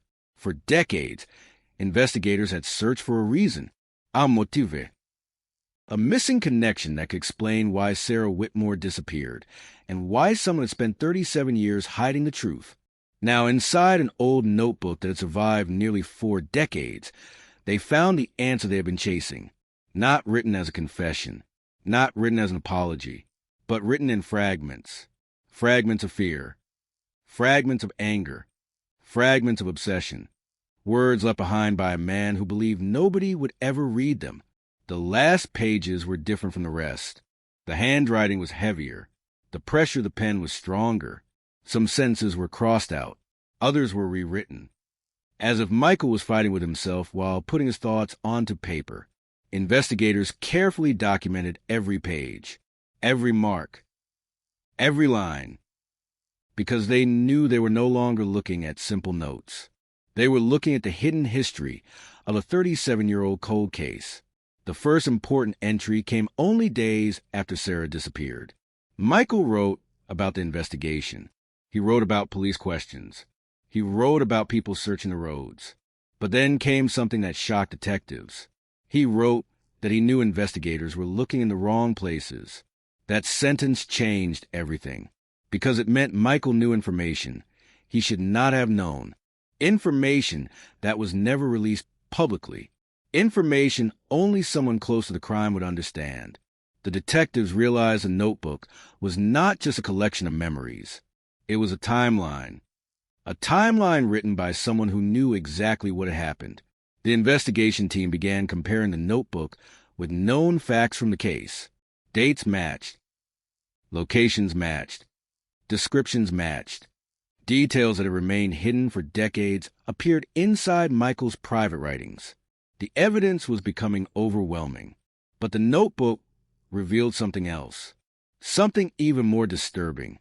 Michael had not only hidden Sarah's disappearance. He had followed the investigation afterward. He had watched the search. He had read newspaper articles. He had paid attention to every development because he was afraid. Afraid that one mistake would expose him. Afraid that one person would remember. Afraid that one forgotten detail would return. And eventually, that is exactly what happened. The photograph returned. The recording returned. The evidence returned. The past that Michael believed was buried came back piece by piece. Investigators continued reading. They discovered references to David Holloway. Michael wrote about David's fear. He wrote about keeping him quiet.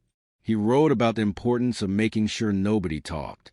The notebook revealed the relationship between the two men was not based on friendship. It was based on control. Michael had used fear to keep David silent, and David had carried that fear for 37 years. The investigators now understood why the case remained unsolved for so long.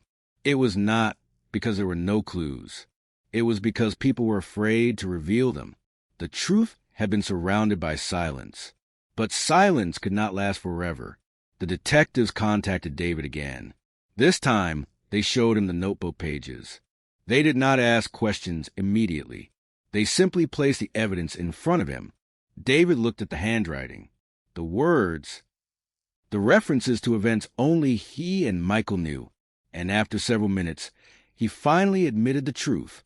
He had been there, not for the entire night, not for the entire crime, but he had been closer than he ever admitted. David explained what happened after Sarah met Michael. He said the argument became intense. He said Sarah wanted to leave. She told Michael she was done. She told him she wanted distance. And that was when everything changed. According to David, Michael became angry, not suddenly, not randomly, but because he believed Sarah was taking control away from him. Investigators recognized the pattern, the obsession, the need for control, the inability to accept rejection. The same behavior Sarah had noticed before she disappeared. The same behavior she had tried to avoid. David said he left before the final moments. But he admitted one thing. He knew Sarah was in danger, and he did nothing. That confession became one of the most emotional moments in the investigation, because for decades, Sarah's family believed nobody knew. Now they learned someone had seen the beginning of the tragedy. Someone had walked away. Someone had carried the truth while they searched. The prosecutors began building their case. They had everything they needed: the photograph, the recording, the fingerprint, the necklace, the property evidence, the notebook, the witness testimony. Each piece connected. Each detail supported the next. The defense would later argue that the evidence was too old, that memories could be wrong, that decades created uncertainty. But investigators believed the opposite. Time had not weakened the evidence. Time had protected it. The notebook alone created a picture that could not be ignored, because it revealed knowledge Michael claimed he never had. Meanwhile, the community reacted with a mixture of shock and disbelief. Many people remembered Michael as a quiet mechanic, someone who fixed cars, someone who greeted customers, someone who seemed ordinary, and that was what frightened people most. The realization that a person can hide behind normal life. A person can smile, work, talk, live among others, while carrying a secret nobody knows. The story spread across Tennessee. People who had forgotten Sarah's name began hearing it again. The old photograph appeared on television. The timeline was discussed. The investigation became one of the most talked about cold cases in the region. But behind every headline was still a family waiting. Sarah's parents had spent decades wondering if they would ever know what happened. Now, investigators finally had answers. But answers can bring pain, because sometimes the truth is the thing people spend years searching for, and the thing they fear finding most. The investigation moved toward trial. But before prosecutors could present the case, detectives made one final discovery. A hidden location connected to Michael's old records. A place never searched in 1986.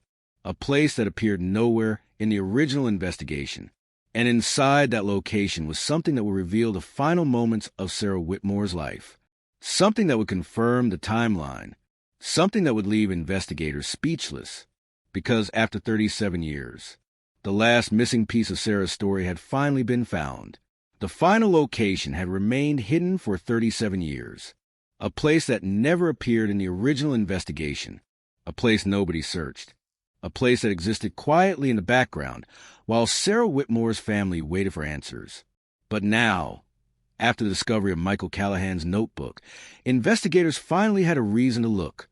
The location was mentioned only once.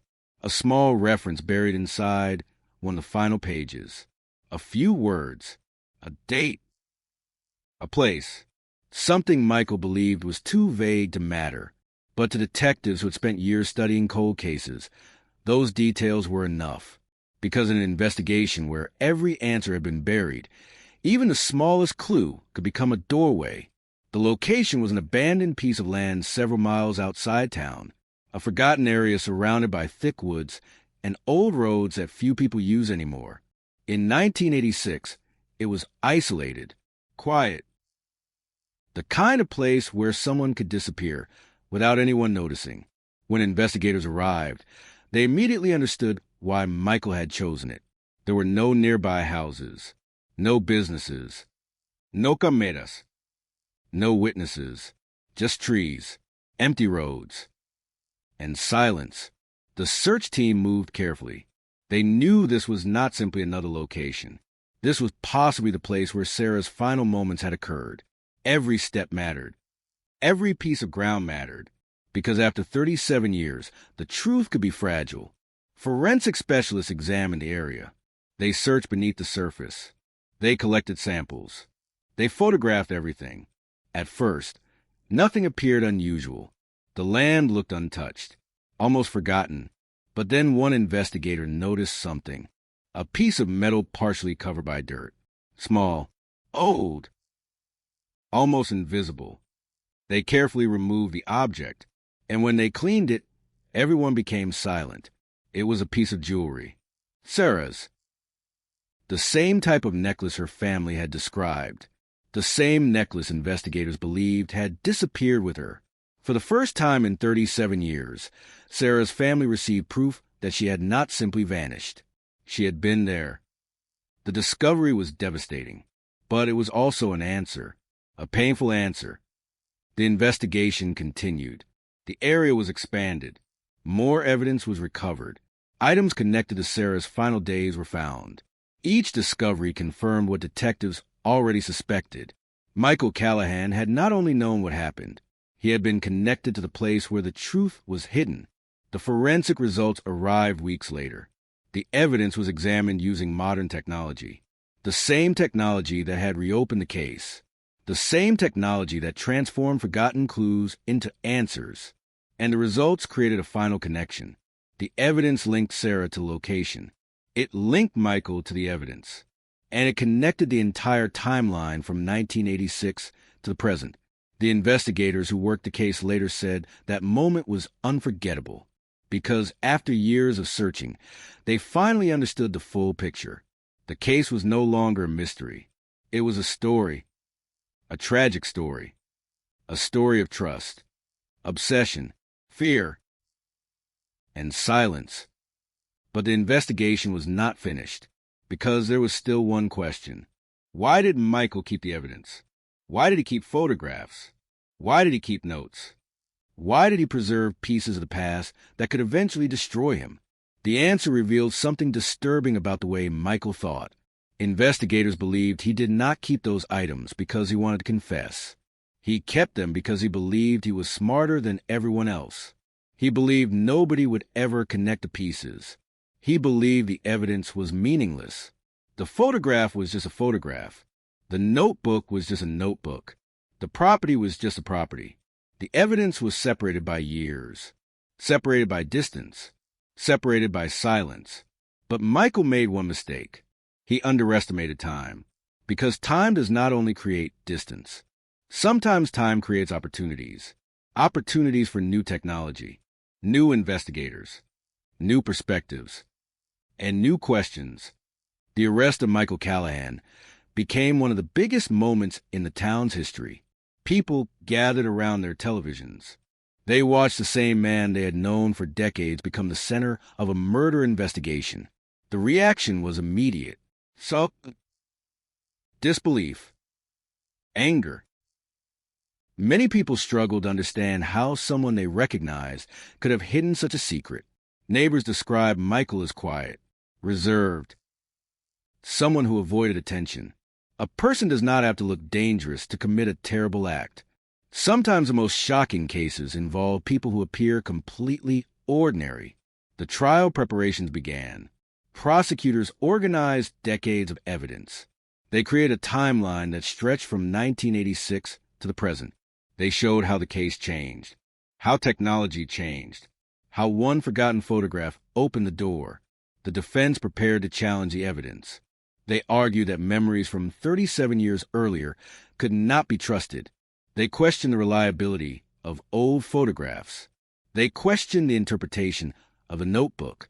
They questioned David Holloway's credibility. But prosecutors believed the strength of the case came from one important fact. No single piece of evidence solved the case. Everything solved the case together. The photograph alone was not enough. The notebook alone was not enough. The fingerprint alone was not enough. But together, they created a story that could not be ignored. A story that began in 1986. A story that waited for decades. A story that finally reached its conclusion. As the trial approached, Sarah's family prepared to face the person they believed had taken her away. 37 years of pain. 37 years of questions. 37 years of wondering if justice would ever come. Now, they were finally moments away from hearing the truth inside a courtroom. But before the first witness testified, investigators received one final surprise. A message from someone who had never spoken before. Someone who had been connected to Michael Callahan's life for decades. Someone who claimed to know the last secret Sarah carried with her before she disappeared.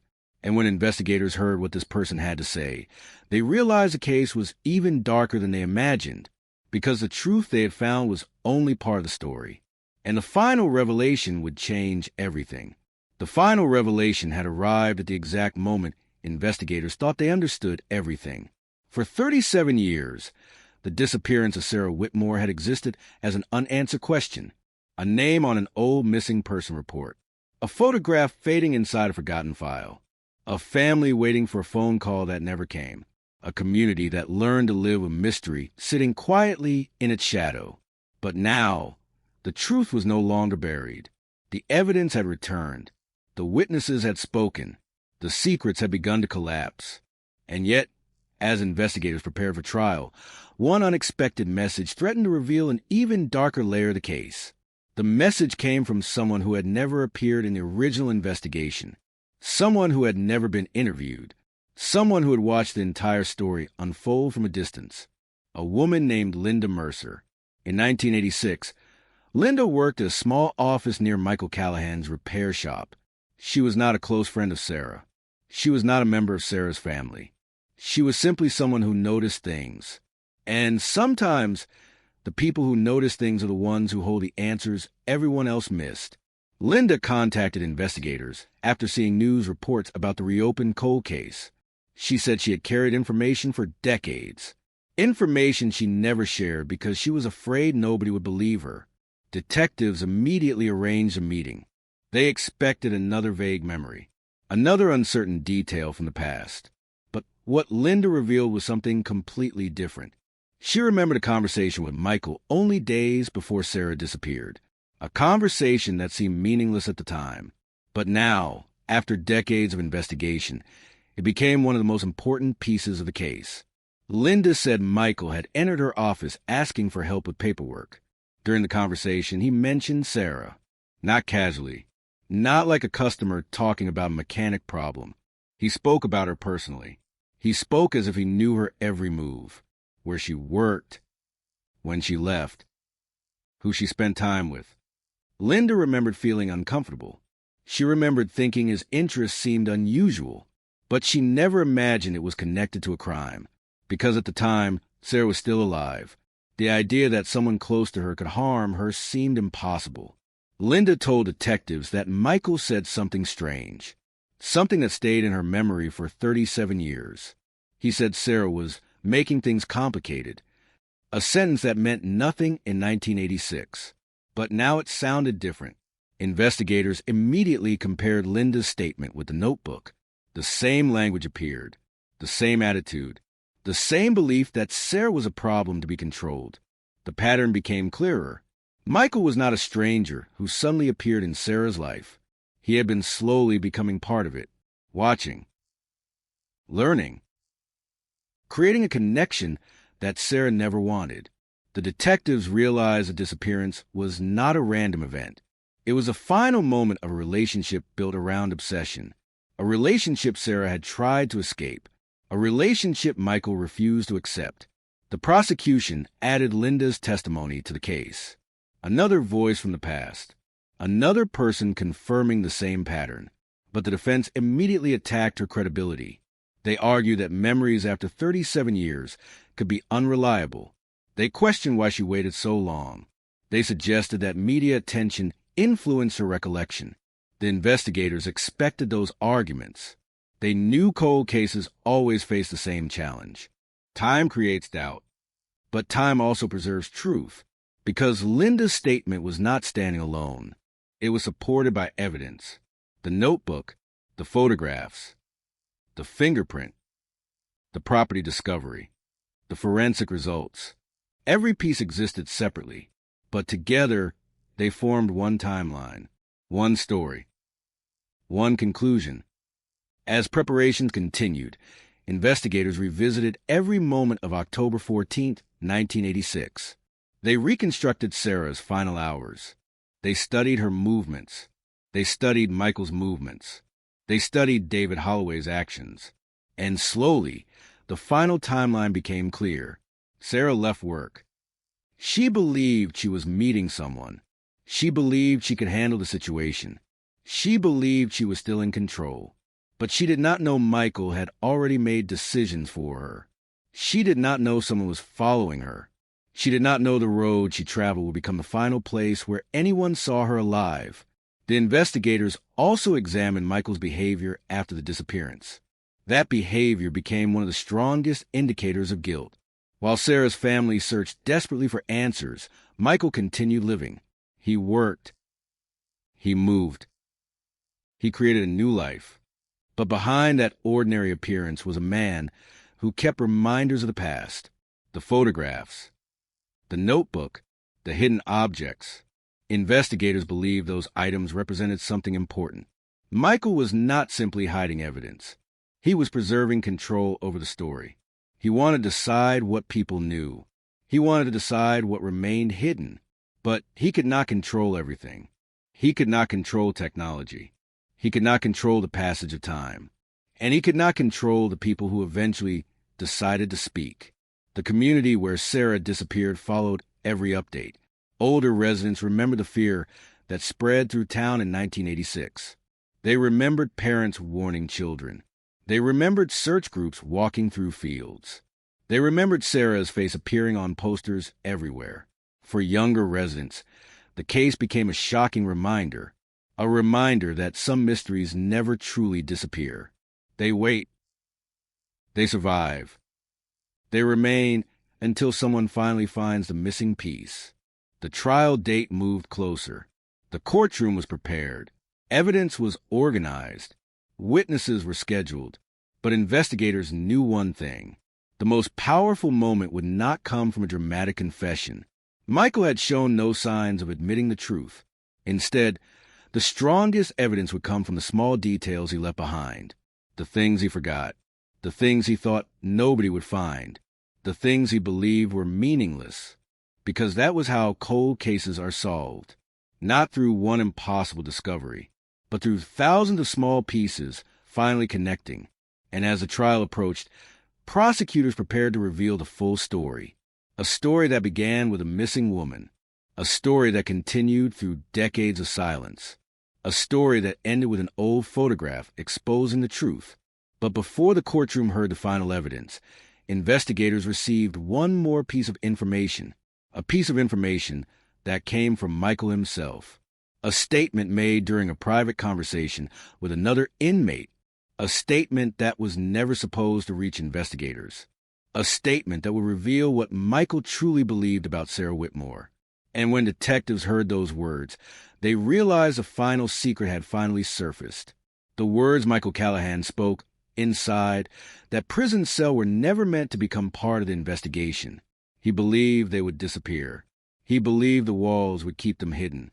He believed that after 37 years of silence, one more secret could remain buried. But he was wrong. Because the same mistake that exposed him in the beginning exposed him again. He underestimated the people searching for the truth. The conversation happened shortly after Michael's arrest. At first, investigators had very little information about what Michael was thinking. During interviews, he remained controlled, calm, careful. He denied involvement. He questioned the evidence. He acted like a man watching a misunderstanding unfold. But away from detectives, away from cameras, away from courtroom, his confidence began to change. Another inmate noticed. The man was not connected to the original crime. He was simply someone sharing the same environment. But he noticed Michael's behavior. The sleepless nights, the frustration, the anger whenever Sarah's name appeared on television. One evening, the inmate asked a simple question. Why had the case returned after so many years? Michael's response was unexpected. He did not deny knowing Sarah. He did not claim investigators had the wrong person. Instead, he said something that immediately caught attention. He said the truth was not as simple as people wanted to believe. That sentence was reported to authorities. At first, investigators were cautious. They had learned over decades that statements from prisoners could be complicated. People exaggerate. People seek attention. People create stories. But then they heard more. The inmate described details Michael had mentioned, details about Sarah, details about the vehicle, details about the night she disappeared, details that had never been made public. And once again, detectives realized they were hearing information only someone connected to the case could know.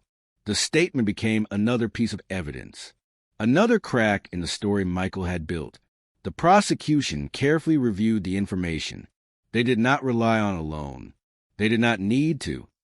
The case had already become a mountain of evidence. But the statement provided something important, a glimpse into Michael's own understanding of what happened. It showed that behind the calm exterior was someone who knew exactly why investigators had come back. Meanwhile, the courtroom preparation continued. The prosecution built the timeline piece by piece. They began with Sarah, not with Michael, not with the evidence, with the person whose life had been interrupted. They described Sarah Whitmore as more than a victim in a cold case.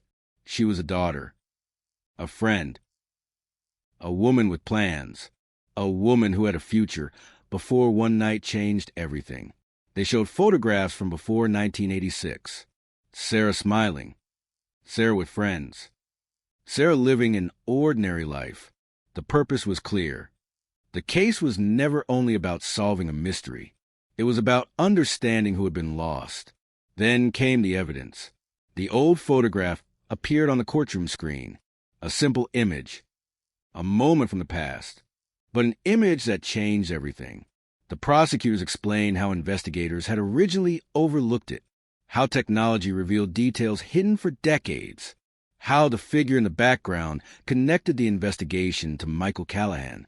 Then came the fingerprint evidence, the vehicle, the necklace, the property. Each piece was presented carefully. No exaggeration, no dramatic performance, just facts. A chain of facts that became impossible to ignore. The defense attempted to break that chain. They argued that the evidence was too old. They argued that the investigation had been influenced by assumptions. They argued that David Holloway and other witnesses had waited too long to speak. But prosecutors had expected those arguments, because cold cases are built differently. They are not solved because everyone remembers everything perfectly. They are solved because the evidence survives. And in Sarah's case, the evidence survived. The photograph survived. The notebook survived. The fingerprint survived. The truth survived. During testimony, David Holloway became one of the most emotional moments of the trial. He entered the courtroom carrying the weight of 37 years. The defense questioned him aggressively. They asked why he stayed silent, why he left town, why he allowed Sarah's family to suffer while he lived his life. David struggled to answer, because there was no answer that could erase what happened. He admitted he was afraid. He admitted he made the wrong choice. He admitted that silence became easier with every passing year. But he also said something important. He said he never forgot Sarah. Not once. He remembered her face. He remembered that night. He remembered the moment he decided to walk away. And he said that decision followed him every day. The courtroom remained silent because everyone understood something. The truth had been delayed for decades, but it had never disappeared.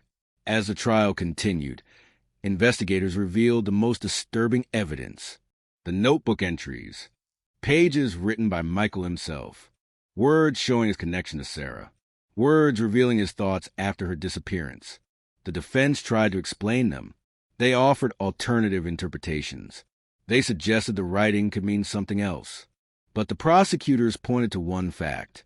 Michael had knowledge he should never have had, knowledge that matched hidden evidence, knowledge that matched the timeline, knowledge that matched the investigation. The jury listened. The community watched. And after decades of waiting, the final chapter of Sarah Whitmore's case was approaching. But even after all the evidence was presented, one question remained. Would justice finally come? Because solving a cold case is not the same as healing the damage it created. A conviction could answer questions, but it could not return years. It could not erase pain. It could not give Sarah's family back the time they lost. The final days of the trial arrived. The courtroom was filled. Reporters waited outside. The entire state watched. A case that began in 1986 had reached its final moment. The same mystery that once seemed impossible to solve was now resting in the hands of 12 people. And before they made their decision, prosecutors delivered one final statement. They held up the old photograph. The photograph that started everything. The photograph that survived decades. The photograph that exposed a secret nobody expected to find. And they reminded the jury of one simple truth. The case was not solved because of one clue. It was solved because every forgotten piece finally came together. The old evidence, the hidden memories, the silent witnesses, the photograph. All of it led back to one name, Michael Callahan. The courtroom waited. The community waited. Sarah's family waited. And after 37 years of unanswered questions, the verdict was finally approaching. The courtroom was silent when the jury returned. For 37 years, Sarah Whitmore's name had existed between two worlds, the world of memory and the world of unanswered questions. A photograph on a missing person poster, a face people remembered, a story that never received an ending. But now, after decades of waiting, the final moment had arrived. The same case that once seemed impossible to solve was now sitting inside a courtroom. The same mystery that had haunted a Tennessee community for generations was about to receive its final answer. Everyone stood as the jury entered. Michael Callahan looked forward. His expression remained controlled, almost emotionless. The same calm expression investigators had seen during every interview. The same expression he had carried for decades while living with a secret. But outside that courtroom, people remembered a different image. A young woman named Sarah. A woman who left work one ordinary evening in 1986. A woman who never came home. A woman whose disappearance created a mystery that lasted longer than anyone imagined. The judge asked the jury for the verdict. The courtroom became completely still. The foreperson stood. The papers were unfolded. And then the words that had been delayed for 37 years were finally spoken. Guilty. The reaction was immediate. A moment of silence. Then emotion. Sarah's family held each other. Years of waiting. Years of unanswered questions. Years of wondering if justice would ever arrive. All of it came rushing forward at once. Michael Callahan was sentenced for the crime that had remained hidden for nearly 4 decades. But even after the verdict, the courtroom understood something important. A conviction could close a legal case, but it could never restore what had been taken. It could never return the years Sarah's family lost. It could never erase the pain of a community that carried the memory of her disappearance. Outside the courthouse, reporters gathered. The headline was already being written. Old photograph leads to historic arrest. Forgotten evidence brings justice for Sarah Whitmore. The story spread across the country. People were fascinated by how a case that seemed impossible to solve had finally been reopened. A photograph ignored for decades. A fingerprint hidden inside old evidence. A notebook nobody knew existed. A witness who carried guilt for years. Small pieces, forgotten pieces. Pieces that waited until technology and determination finally brought them together. But behind the headlines was the part people rarely saw. The years of silence. The empty chairs at family gatherings. The birthdays without answers. The holidays filled with questions. The moments when Sarah's family wondered if anyone still remembered. They remembered. The investigators remembered. The community remembered. And now the world knew her story again. The investigation into Sarah Whitmore's disappearance became an example of something detectives often repeat. Cold cases are never truly cold.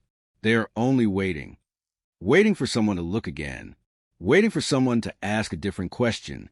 Waiting for technology to reveal what the past tried to hide.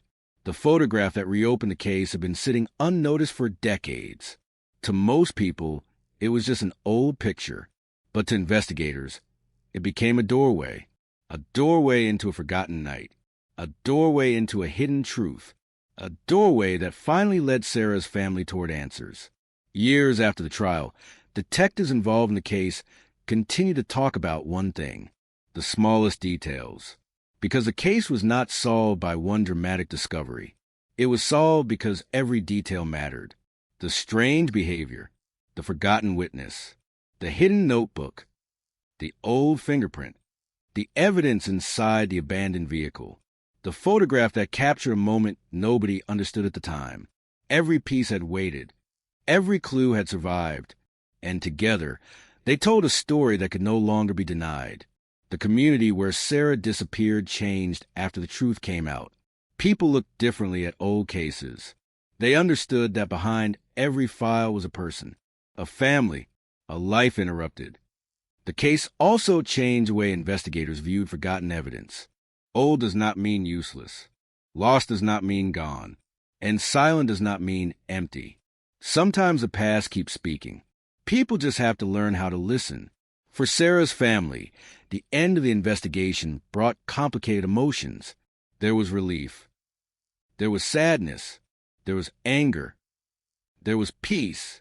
They finally knew what happened. But knowing the truth did not mean forgetting Sarah. They continued to remember the person she was before the tragedy. Her smile. Her dreams.